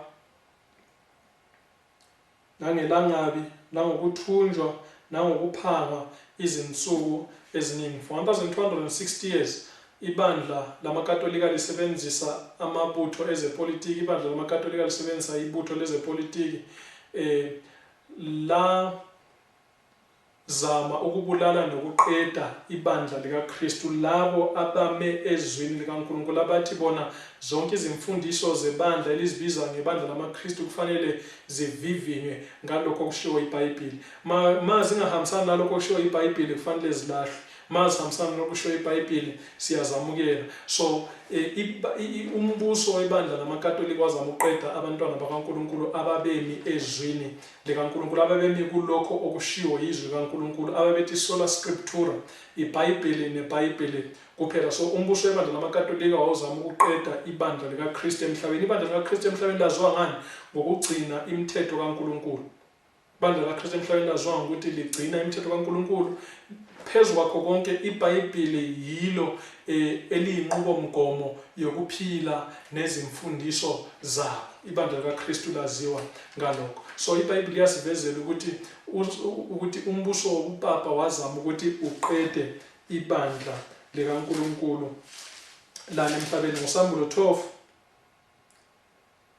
verse 15 ethi yona nenyoka yakhwifa kwaphuma emlonyeni wayo emva kowesifazane amanzi kungathi umfula ukuba imukise nomfula. So amanzi lawo kungathi umfula ibutho elalisetshenziswa ibandla umbuso webandla lamaKatolika ukuba libulale liqede abantwana bakaNkulunkulu. So mawufunda umlando wabantu bakaNkulunkulu ufunda ngama-Waldenses, ufunda ngama-Albigenses, ufunda ngabo abantwana bakaNkulunkulu bengaphansi kwamagama ahlukeneyo bebalekela ukubulawa nokuhlukunyezwa umbuso wabopapa. Uzothola ukuthi bathola isiphephelo sabo nokuvikelwa kwabo ezintabeni. So ihlane lavikela abantu bakaNkulunkulu ukuze isitha sikaNkulunkulu singakwazi ukuqeda ibandla likaNkulunkulu emhlabeni. Kodwa uNkulunkulu walivikela ibandla lakhe isikhathi sonke. So ihlandla lesibili sempi yasezulwini lali ngokufa kukaJesu. Ekufeni kukaJesu uSathane waxoshwa ezulwini. Wayengasenayo indlela yokuthi angene ezulwini abelokhe eyomangalela abantwana bakaNkulunkulu. Then ihlandla lesithathu lokulwa kwasezulwini lifika esikhathini lapho uKristu esesenza khona umsebenzi wakhe wokugcina ukusindisa abantu ezulwini, esesendaweni engcwele lapho eseyovala umsebenzi wakhe endaweni engcwele and then esevalile umsebenzi wakhe endaweni engcwele. Ake ngibeke kahle le ndawo. Lapho uKristu esevalile umsebenzi wakhe endaweni engcwele engakeze emhlabeni ukuzolanda ibandla lakhe, kuzoba nokulwa kokugcina kwempi yasezulwini, ihlandla lesithathu lokulwa kwasezulwini. Now emva kwaleyo mpi uSathane uza kuxoshwa emhlabeni. Now amahlandla okuqala amabili uSathane waxoshwa ezulwini, kodwa kuleli hlandla lesithathu uSathane uza kuxoshwa emhlabeni. uSathane uza kuxoshwa emhlabeni. So kusho ukuthi uSathane nezingilosi zakhe nabantu bakhe baza kuxoshwa emhlabeni.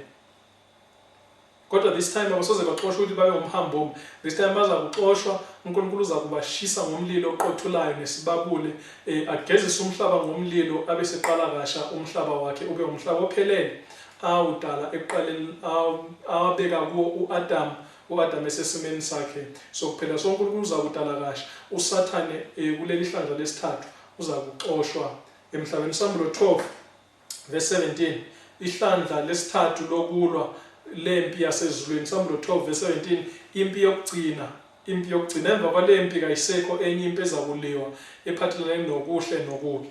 Uthena Sambulo 12 verse 17 uDrago wamthukutheleli wesifazane wamuka wayolwa nabaseleyo benzalo yakhe labo abagcina imiyalo kaNkulunkulu nanobufakazi bukaJesu. uDrago wamthukutheleli wesifazane okuyibandla likaKristu wamuka wayolwa nabaseleyo benzalo yakhe. So kusho ukuthi after 1260 years kusazoza esinye isikhathi lapho uSathane azolwa khona nabaseleyo benzalo yebandla. Sibazi ngani abaseleyo benzalo yebandla? Bagcina imiyalo kaNkulunkulu, imithetho kaNkulunkulu, imithetho eyishumi ogoqela nomthetho weSabatha. Base beba nani futhi okunye? Base beba ekugcineni kuzoba khona ibandla elizakuba nobufakazi bukaJesu Kristu. Sambulo 19 verse 10 uyasitshela ukuthi ubufakazi bukaJesu Kristu kungumoya wokuprofeta, umoya wesiprofeto. So insali noma abaseleyo benzalo yowesifazane baziwa ngokugcina imiyalo kaNkulunkulu benomoya wesiprofeto, umoya wokuprofeta. So abantu angayikhuluma manje le ndaba ngizokhuluma ngayo kabanzi mase singena encwadini kaSambulo 13 upart 2 wencwadi kaSambulo 13 ngoba kubalulekile ukuthi siqonde lokho. Kuyo insali banezinto ezimbili. umthetho kaNkulunkulu, imithetho eyishumi nobufakazi bukaJesu Kristu okungumoya wesiprofethi, umoya wokuprofeta. Impi yokugcina, ihlandla lesithathu lokulwa impi yasezulwini iphakathi kophawu kaNkulunkulu nophawu lwesilo. Iphakathi kophawu kaNkulunkulu nophawu lwesilo. Emva kwalempi uSathane uza kuxoshwa emhlabeni. Kabili waxoshwa ezulwini. Waxoshwa okokuqala uNkulunkulu engadala umhlaba, and then waxoshwa okwesibili ngoba wayithola indlela ngo-Adam yokuthi abuyele ezulwini.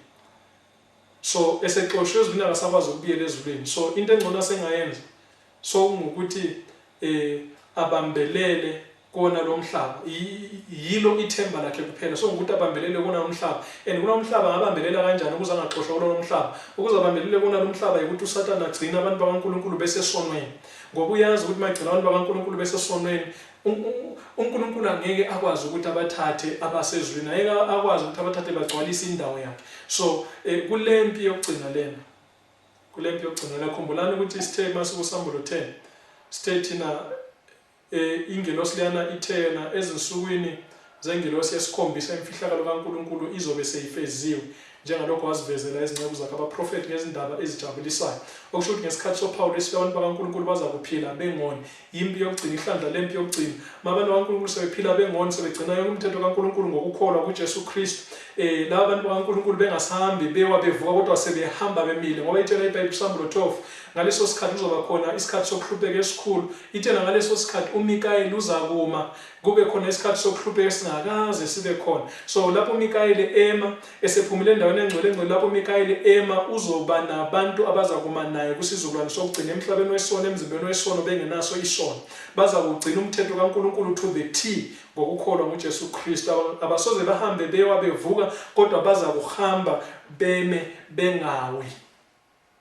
And then mase kunjani baza kuligcina ngendlela, ngisho isabatha lomthetho wesine baza kuligcina ngendlela.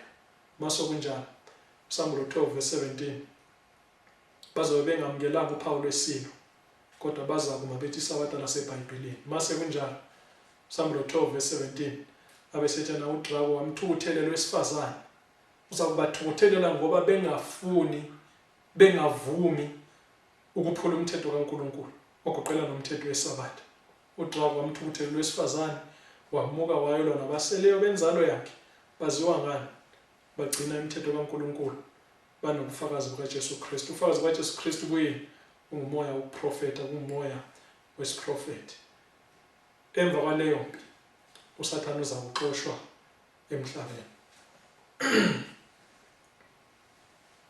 Signs of the Times, April 18, 1906. Lesicaphuno lokho ngisifunda njalo. Indaba ephathwayo yaphakathi impela eBhayibheli.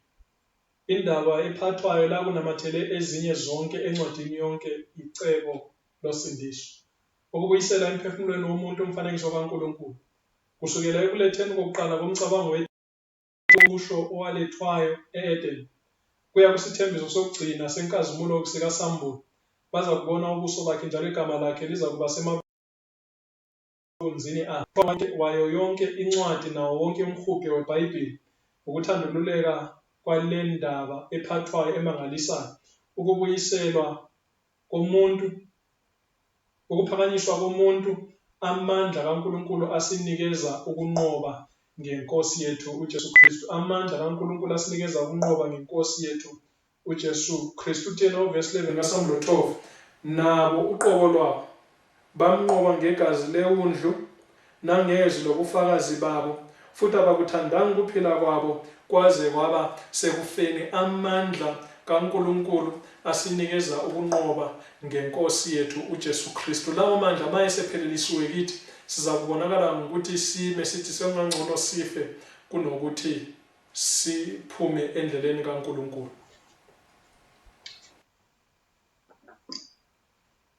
Education page 15 part 2. Ngothando olungalinganisekiyo nangesihe icebo losindiso labunjwa. Nempilo yokuziphatha kahle yanikezwa. Ukubuyisela emuntwini umfanekiso womenzi wakhe, ukumletha njalo ekupheleleni adalwa ekukho, ukukhuthaza ukuthuthuka komzimba nengqondo nomphefumulo, ukuze injongo engcwele ekudalweni kwakhe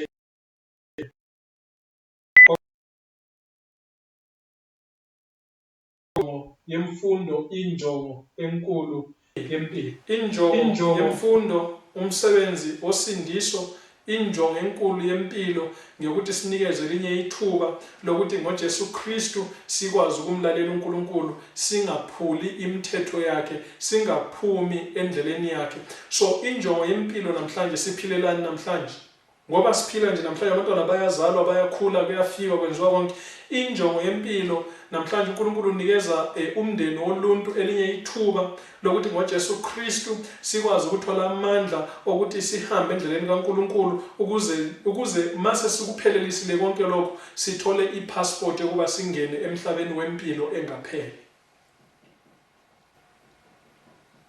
Umcabango okahle ngabantwana bakhe uphakeme ukwedlula la kungafika khona iloba yiwuphi umcabango womuntu. Phelelani njengalokho uyihlo sezulwini ephelele. NgokaMathewu 5 verse 48 masakhumbula kahle. Phelelani njengalokho uyihlo sezulwini ephelele. Lokhu kuyala kuyisithembiso. Icebo losindiso licabanga ukululama kwethu okuphelele emandleni kaSathane. Icebo losindiso licabanga ukululama kwethu okuphelele emandleni kaSathane. uKristu njalo wehlukanisa umphefumulo ophendukayo nesono. Weza ukuzochitha imisebenzi kaSathane, njalo wenze ukuhlinzeka ukuba umoya ongcwele wembese wonke umphefumulo ophendukayo, ukuwugcina ungoni. So umsebenzi kamoya ongcwele kithina sonke esiphendukileyo sizelwe kabusha ngamanzi, umsebenzi kamoya ongcwele ngokuthi asigcine singoni. Njalo uSathane kuyamthukuthelisa ukuthi asibone sihambe endleleni kaNkulunkulu singawi. Yingakho ekugcineni ithi neBhayibheli uDrago wamthukuthelela owesifazane, wamthukuthelela owesifazane. So uDrago wamthukuthelela owesifazane. Into ecasula uSathane enza ukuthi uSathane ashushise, afuna ukubulala, afuna ukushwabadela abantu bakaNkulunkulu, ngiyokuthi lapho sesifika esigabeni sokuthi singoni, uSathane uza kusithukuthelela.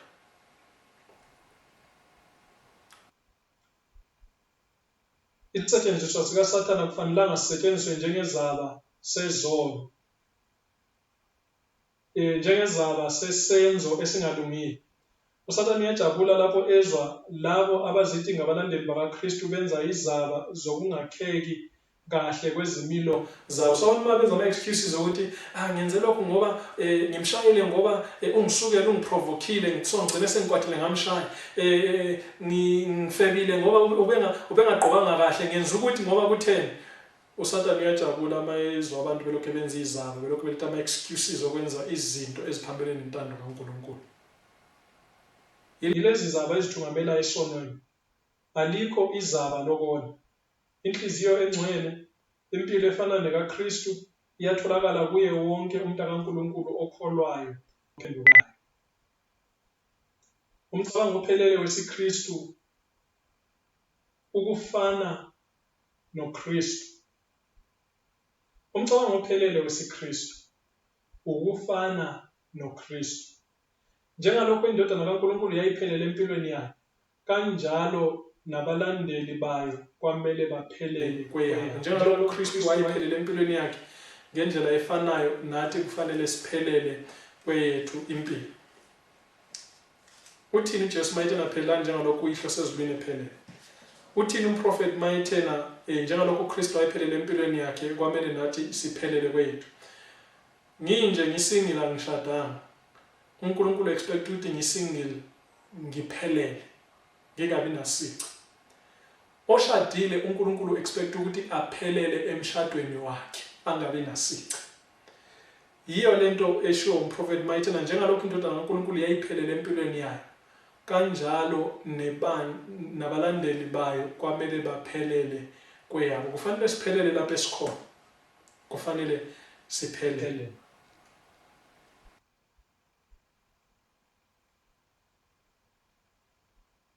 lo ngumsebenzi wakho, ukuthola kuphelela kwesimilo. Beka iphuzo lakho phezulu bese uzimisela ukufinyelela kulo.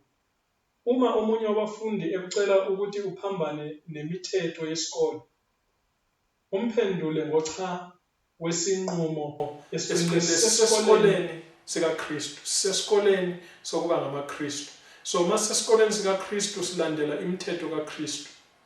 Silandela izimiso ezibekwe nguKristu. So uma kukhona ofuna siphume kuleyo ndlela, uthena umprofeti Elenite kasimphendule ngocha wesinqumo esiqinileyo. Uthi angeke ngibe nesabelo kulolu daba. Ukumesaba uNkulunkulu phambi kwami. Ngiyamthanda uNkulunkulu. Njalo ngizakugcina imiyalo yakhe. Yenza ngale ndlela njalo uzakuthola amandla engqondo. So unganqoba isono manje, uzokuthola amandla ukuthi uphinde unqobe esinye futhi esizozo. Unganqoba isilingo manje, uthola amandla ukuthi kube lula ukuthi unqobe esinye isilingo. Kodwa unganikezela isonweni, unganikezela esilingweni, uwele esilingweni wenze isono, kuzoba nzima kusasa ukuthi uphinde unqobe esinye isilingo. So masinqoba namhlanje sithola amandla ukuthi sinqobe kusasa. So ukuze sinqobe kusasa kasiqaleni ukunqoba namhlanje. Angeke sisho ukuthi sanqoba kusasa sihlulekile ukunqoba namhlanje. So ukuze sinqobe kusasa kasiqaleni ukunqoba namhlanje. Yenza ngale ndlela njalo uzakuthola amandla engqondo. uNkulunkulu uzakuqinisa njengalokho waqinisa uDaniel. Ngoba John 14 verse 1 no verse 2 uthi yena uKristu inhliziyo yenu mayingakhathazeki, kholwani ngoNkulunkulu nikholwe nayimi. Ekhaya likababa kukhona izindlu eziningi. Uma bekunganjalo bengiyakunitshela ukuthi ngiya kunilungisela indawo. Ujesu yena ekhaya likababa izindlu eziningi zikhona. Abesena uma bezingekho bengizokunitshela ukuthi ngiyahamba ukunilungisela indawo. Kodwa vele zikhona. Yiziphi lezo zindlu? Isikhala esashiwa nguSathane nezingilosi zakhe ezulwini lapho bexoshwa khona ezulwini sebehlamukile. So yizo lezo zindlu okufanele ukuthi sizigcwalise njengabantu bakaNkulunkulu. Labo abahamba njengalokhu uKristu wahamba, ababekezelayo, bemnene, benomusa, bethobile ngenhliziyo. Labo abangena ejokeni noKristu bephakamise imithwalo yakhe, abahawukela imiphefumulo njengalokho wayihawukela yena. Laba baza kungena ekujabuleni kwenkosi yabo. Baza kubona noKristu izinhlungu zomphefumulo wakhe, baneliseke. Izulu liza kunqoba ngokuba izindawo ezavuleka ezulwini ngokuwa kukaSathane nezingilosi zakhe ziza kugcwaliswa ngabasindisiweyo benkosi. Liza kunqoba ngani? Izulu liza kunqoba ngokuba izindawo ezavuleka ezulwini ngokuwa kukaSathane nezingilosi zakhe ziza kugcwaliswa ngabasindisiweyo benkosi. Sathane mayexoshwe ezulwini wayengazi ukuthi uNkulunkulu unecebo. Icebo lakhe lalinokuthi wayeza kudala uplanet Earth, and then uAdam nomndeni wakhe bese bethatha indawo kaSathane ezulwini. So uSathane wayengalazi icebo likaNkulunkulu. NgoJohn 14:3 Jesu Kristu, nanxa ngiya nginilungisela indawo, ngokuya ngize nginibuyisele kimi ukuba lapho ngikhona nibe khona nani. Acts of the Apostles page 9 paragraph 1. Ibandla liqokwe nguNkulunkulu ngokosindiso lwabantu. Lahlelelwa umsebenzi, njalo uthumo lwalo ukuhambisa ivangeli emhlabeni. Ekuqaleni kwakulicebo likaNkulunkulu lokuthi ngebandla lakhe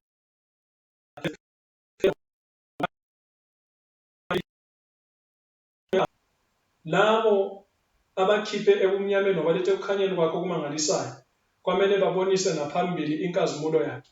Ibandla igumbi lezingcebo zomusa kaKristu. Njalo ngebandla kuza kubonakaliswa ekugcineni, ngisho nasebukhulwini nasemandleni ezindaweni zasezulwini, isiboniso sokugcina nesiphelele sothando lukaNkulunkulu. Ibandla limiswe uKristu lale emhlabeni ukuze abantu babone insindiso ngebandla. Njalo umprofeti uyasho ukuthi ngebandla ekugcineni kuzokubonakala isiboniso sokugcina nesiphelele sothando lukaNkulunkulu. Ngabantu abazakwenza intando kaNkulunkulu ngoba bayamthanda uNkulunkulu, ngoba yena wabathanda kuqala. Owesifazane kwesinye isikhathi uyashela uthola ukuthi ivela kakuthandi, kodwa kuyenzeka ukuthi eqale ngakuthandi egcine esekuthanda. Kuyenzeka ukuthi eqale etshela abantu ukuthi vela angeke nje ngize ngiqome lo muntu lona, kuyenzeka ukuthi egcine ngagcine sekuthanda. Ukuthandelani isizathu sokuthi agcine sekuthanda ukuthi umthandile wena kuqala. So uNkulunkulu, uthando kaNkulunkulu luzokubonakala ngokuphelele ekugcineni kusizulwane sokugcina. Bazoma entandweni kaNkulunkulu, bame endleleni kaNkulunkulu ngoba uJesu Kristu wabathanda wabafela, nabo bazokhetha ukuthi bamthande baze bamfele ngenxa yokuthi yena uJesu Kristu wabathanda kuqala. So bazokhetha ukuthi bafe endaweni yokuthi baphume endleleni kaNkulunkulu.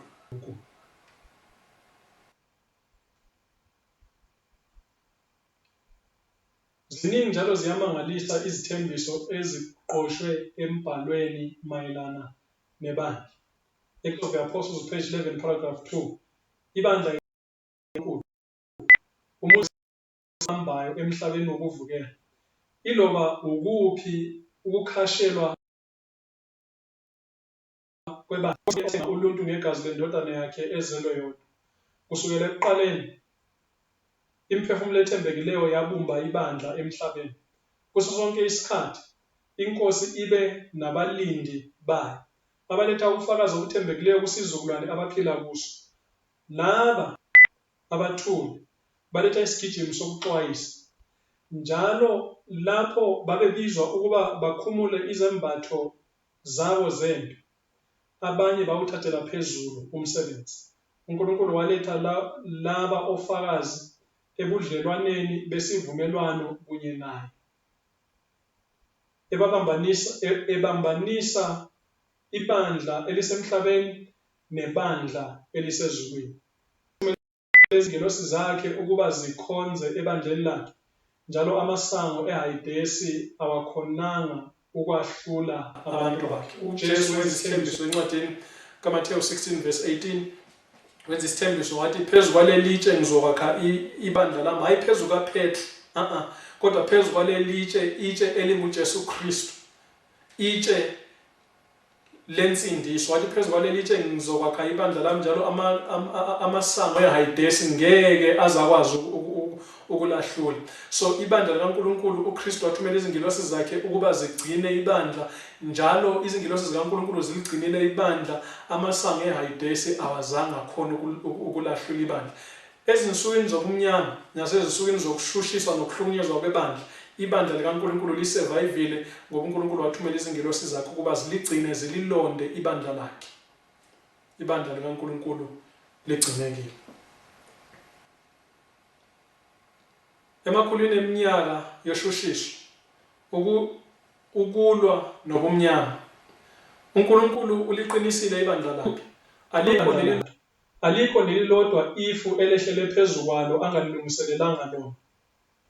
Awekho namanye amandla aphikisayo avumile ukuhlehlisa umsebenzi wakhe angawabonanga ngaphambilini. Konke kuthethe indawo njengalokhu waveza ngaphambilini. Akashiyanga ibandla lakhe lilahliwe. Njalo ukulandele konke okuzoyenzeka ngezimemezelo zeziprofeti. Njalo lokhu umoya wakhe waphefumulela abaprofeti bakhe ukuba bakuveze ngaphambilini kwenzekile. Izinjongo zakhe zonke zizakugcwaliseka, umthetho wakhe uxhumene nesihlalo sakhe sobukhosi, njalo akukho mandla okubi angawubhubhisa. Iqiniso liphefumulelwe njalo ligadwe nguNkulunkulu, njalo liza kunqoba phezu kwakho konke ukuphikiswa. Ezikhathini zobumnyama uNkulunkulu walilonda ibandla lakhe waligcina. Waveza ngaphambilini ama-experiences ebandla likaKristu kusukela ngesikhathi uJesu anyukela ngasezulwini kuze kufike isikhathi sokuza kwesibili kukaJesu. Waveza ukuthi ibandla likaNkulunkulu lizodlula ngaphansi kwezigaba ezehlukeneyo zokushushiswa nokuhlukunyezwa ngamandla azobe ebusa emhlabeni. Wakuveza konke ngaphambilini. uJesu walilonda ibandla lakhe, uJesu waliqinisa ibandla lakhe. Abesethela umprofeti Elonite ekugcineni, iqiniso liphe ukuthena umthetho wakhe uxhumene nesihlalo sakhe sobukhosi, njalo akukho mandla obubi angawubhubhisa. Impi yonke la uSathane elwisana khona nebandla likaKristu wayelwa nomthetho kaNkulunkulu. Ngoba bengafuna ukulahla umthetho kaNkulunkulu, wameka sure ukuthi izinkohliso zakhe zingaphumelelanga ukuthi zibakhohlise zibadukise, uza kubahlukumeza, uza kubashushisa, uza kubabulala, uza kubasusa emhlabeni. Ngabe setshela umprofeti iqiniso liphefumulelwe njalo ligadwe uNkulunkulu, njalo liza kunqoba phezu kwakho konke ukuphikiswa. Ngezikhathi zobumnyama kwezomoya, ibandla likaNkulunkulu libe ngumuzi oyakhelwe entabeni. Kusuka kwesinye isikhathi kuya kwesinye kuzo izizukulwane ngokulandelana kwazo, izifundiso ezihlanzekile zasezulwini zazithandululeka phakathi kwemingcele yayo. Naloba lingabonakala libuthakathaka njalo liphundlekile, ibandla into yinye uNkulunkulu abeka phezu kwayo ngendlela ekhethekile ukunaka okukhethekile, lishalazi lomusa wakhe. Kulona uthanda ukuveza amandla akhe okuguqula izinhliziyo. Naloba ibandla likaNkulunkulu lingabonakala, uthena umprofeti, naloba ibandla likaNkulunkulu lingabonakala libuthakathaka njalo liphundlekile, ibandla liyinto eyodwa emhlabeni lapho uNkulunkulu athanda ukubeka khona ngendlela ekhethekile ukunaka okuphakeme. Kuzo iziphithiphithi ezenzekayo emhlabeni, kwenzeka izinto eziningi nani, uNkulunkulu ngendlela ekhethekile amehlo akhe aphezu kwebandla lakhe. Njalo kayikho neyodwa into embi engehlela ibandla uNkulunkulu engayibonanga. Kayikho neyodwa into embi engehlela ibandla uNkulunkulu engalivezelanga ibandla ngaphambilini. Kayikho neyodwa into engehlela ibandla uNkulunkulu engabatshelanga abantu bakhe ukuthi fanele benze kanjani ngayo. uNkulunkulu ibandla lakhe uzaligcina kuze kube sekugcineni.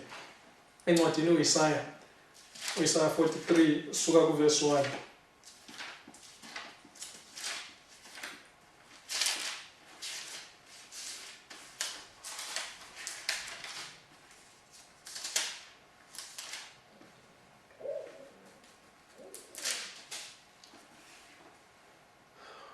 Uthena uNkulunkulu ebantwini bakhe, kepha manje usho kanje uJehova owakudalayo wena Jakobe, nowakubumba wena Israyeli, uthi ungesabi ngokuba ngikuhlengile, ngikubizile ngegama lakho ungowami. uNkulunkulu ukhuluma nabantu bakhe, khuluma nebandla lakhe, uthi yena ebandleni lakhe singesabi lutho. Kungaba yini esohlangana nayo, ayikho into okufanele siyisabe. Atshena ngokuba usibizile, ngokuba usihlengile. Lapho udabula emanzini, mina nginawe, nasemfuleni ayikukukhukhula. Lapho uhamba emililweni, awuyikusha, nelangabi alikukushisa. uNkulunkulu uthena kungaba yini experience esidlula phakathi kwayo, unebandla lakhe kuwo wonke ama-experiences.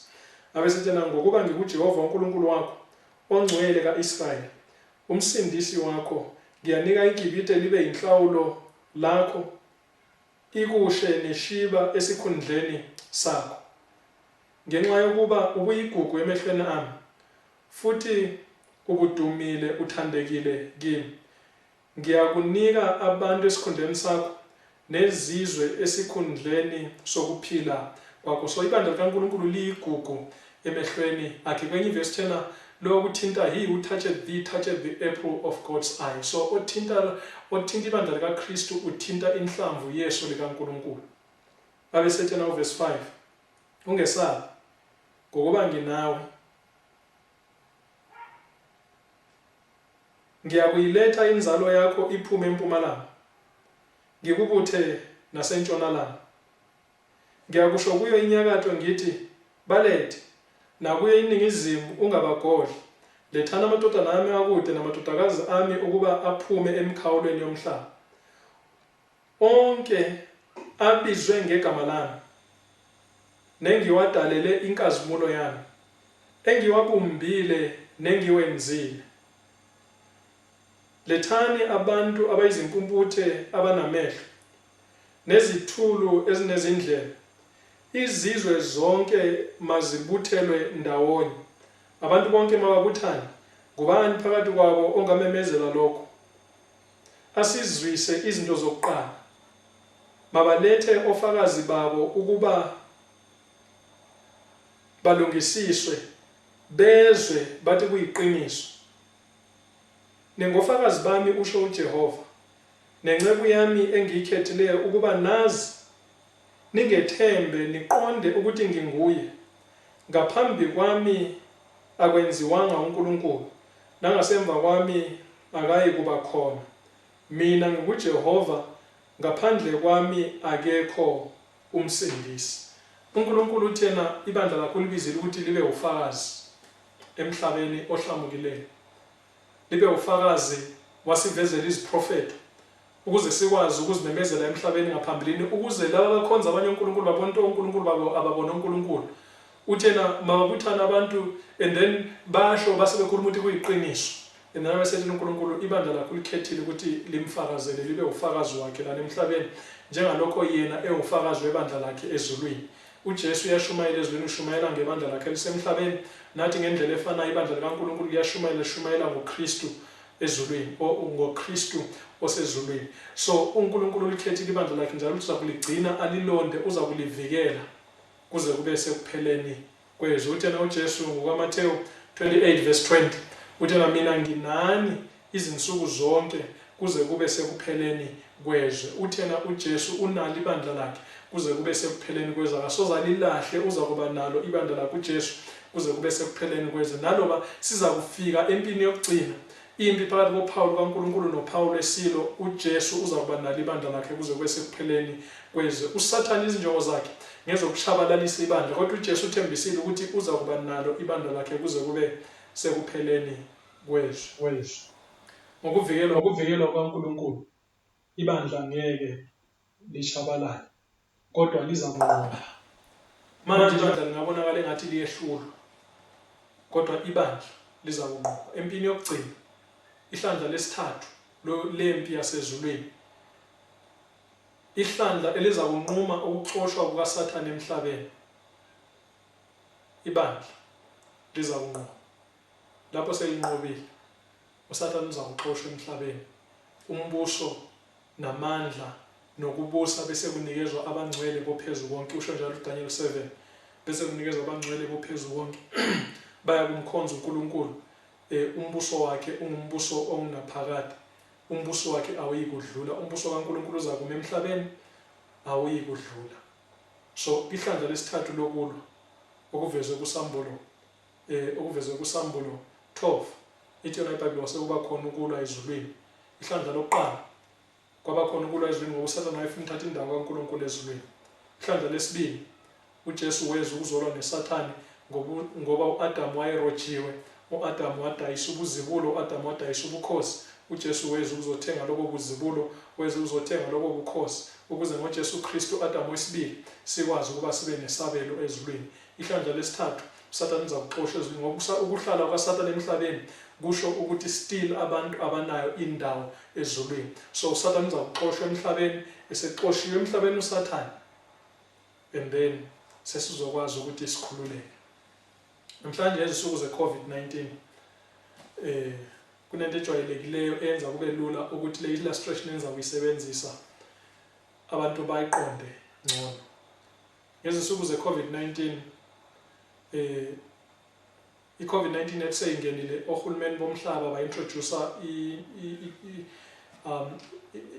into ebizwa nge-quarantine. Ungazithola ukuthi une-COVID, kufanele uquarantine ube wedwa, uthola usizo olufaneleyo, then sewungabuyela njalo uhlangane nabanye. Ezisune isono singena emhlabeni, ezisune uAdamu esewonile, umhlaba lo wehlukaniswa neminye imihlaba. Umhlaba lo waba under i-quarantine until uJesu Kristu azaqeda indaba yokulungisisa abantu, ukubakhipha esonweni complete. So uJesu mayeseqeda indaba yokubalungisisa abantu bakhe, sebakhipha esonweni complete, then i-lockdown yalo mhlaba izobe seyiphelile. I-quarantine iyabe seyingasasebenzi. So namhlanje siku-quarantine ngani? Ngenxa yesono esenzwa nguAdamu. Abezosayensi bagijima indawo yonke, bafuna imihlaba manje bazama ukubheka ukuthi kungabe kuyaphileka yini kweminye imihlaba sebeyidiscover. Now masisemhlabeni lona siku-quarantine, ngeke songena kweminye imihlaba ngoba eminye imihlaba yonke khona kayinasono. So thina ngeke sikwazi ukufinyelela kweminye imihlaba, siku-quarantine ngenxa yesono. Lapho uJesu seqedile umsebenzi wokulungisisa isono ebantwini bakhe, labo abazotholakala bethembele uNkulunkulu bazophuma ku-quarantine, bazokwazi ukuthi bahambe bekhululekile emihlabeni yonke ku-universe ekaNkulunkulu. Kodwa labo abazotholakala bengathembekanga bangamkelanga usindiso ukuze bakwazi ukuba nethuba lokukhetha kahle, labo iBhayibheli iyasizeza uNkulunkulu uzawubasusa emhlabeni kunye noSathane, angeke besaba khona njalo. I-quarantine izophela, i-lockdown izophela, umhlaba uplanet Earth uzokhululeka njalo. Sizokwazi ukuthi sikhululeke, sizokwazi ukuthi sihambe siye kweminye imihlaba, sizokwazi ukuhamba without limits ngoba uNkulunkulu uyabe seqedile iprogram yakhe yokusindisa abantu. uNkulunkulu nebandla lakhe,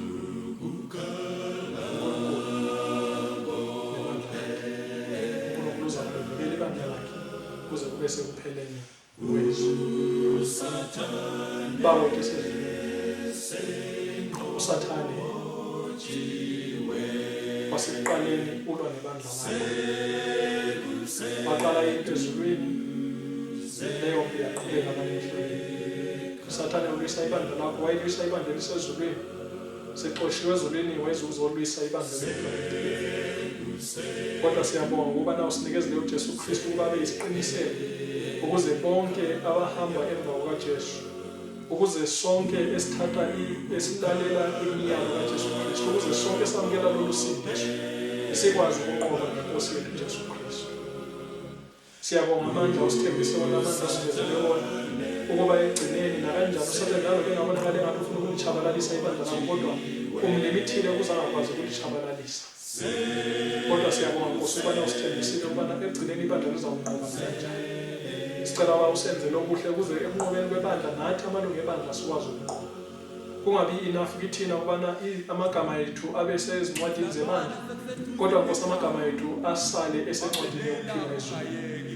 Ukuze ekunqobeni kwebandla nabantu bakho amalungu ebandla sikwazi ukunqoba. Senzele okuhle Nkosi, sinikeze amandla okunqoba isono. Imithetho le yabhalwe etsheni mawuyibhale ezinhliziyweni zethu ukuze Nkosi ingacimeki, ukuze icinywe kuphela ukufa kwethu.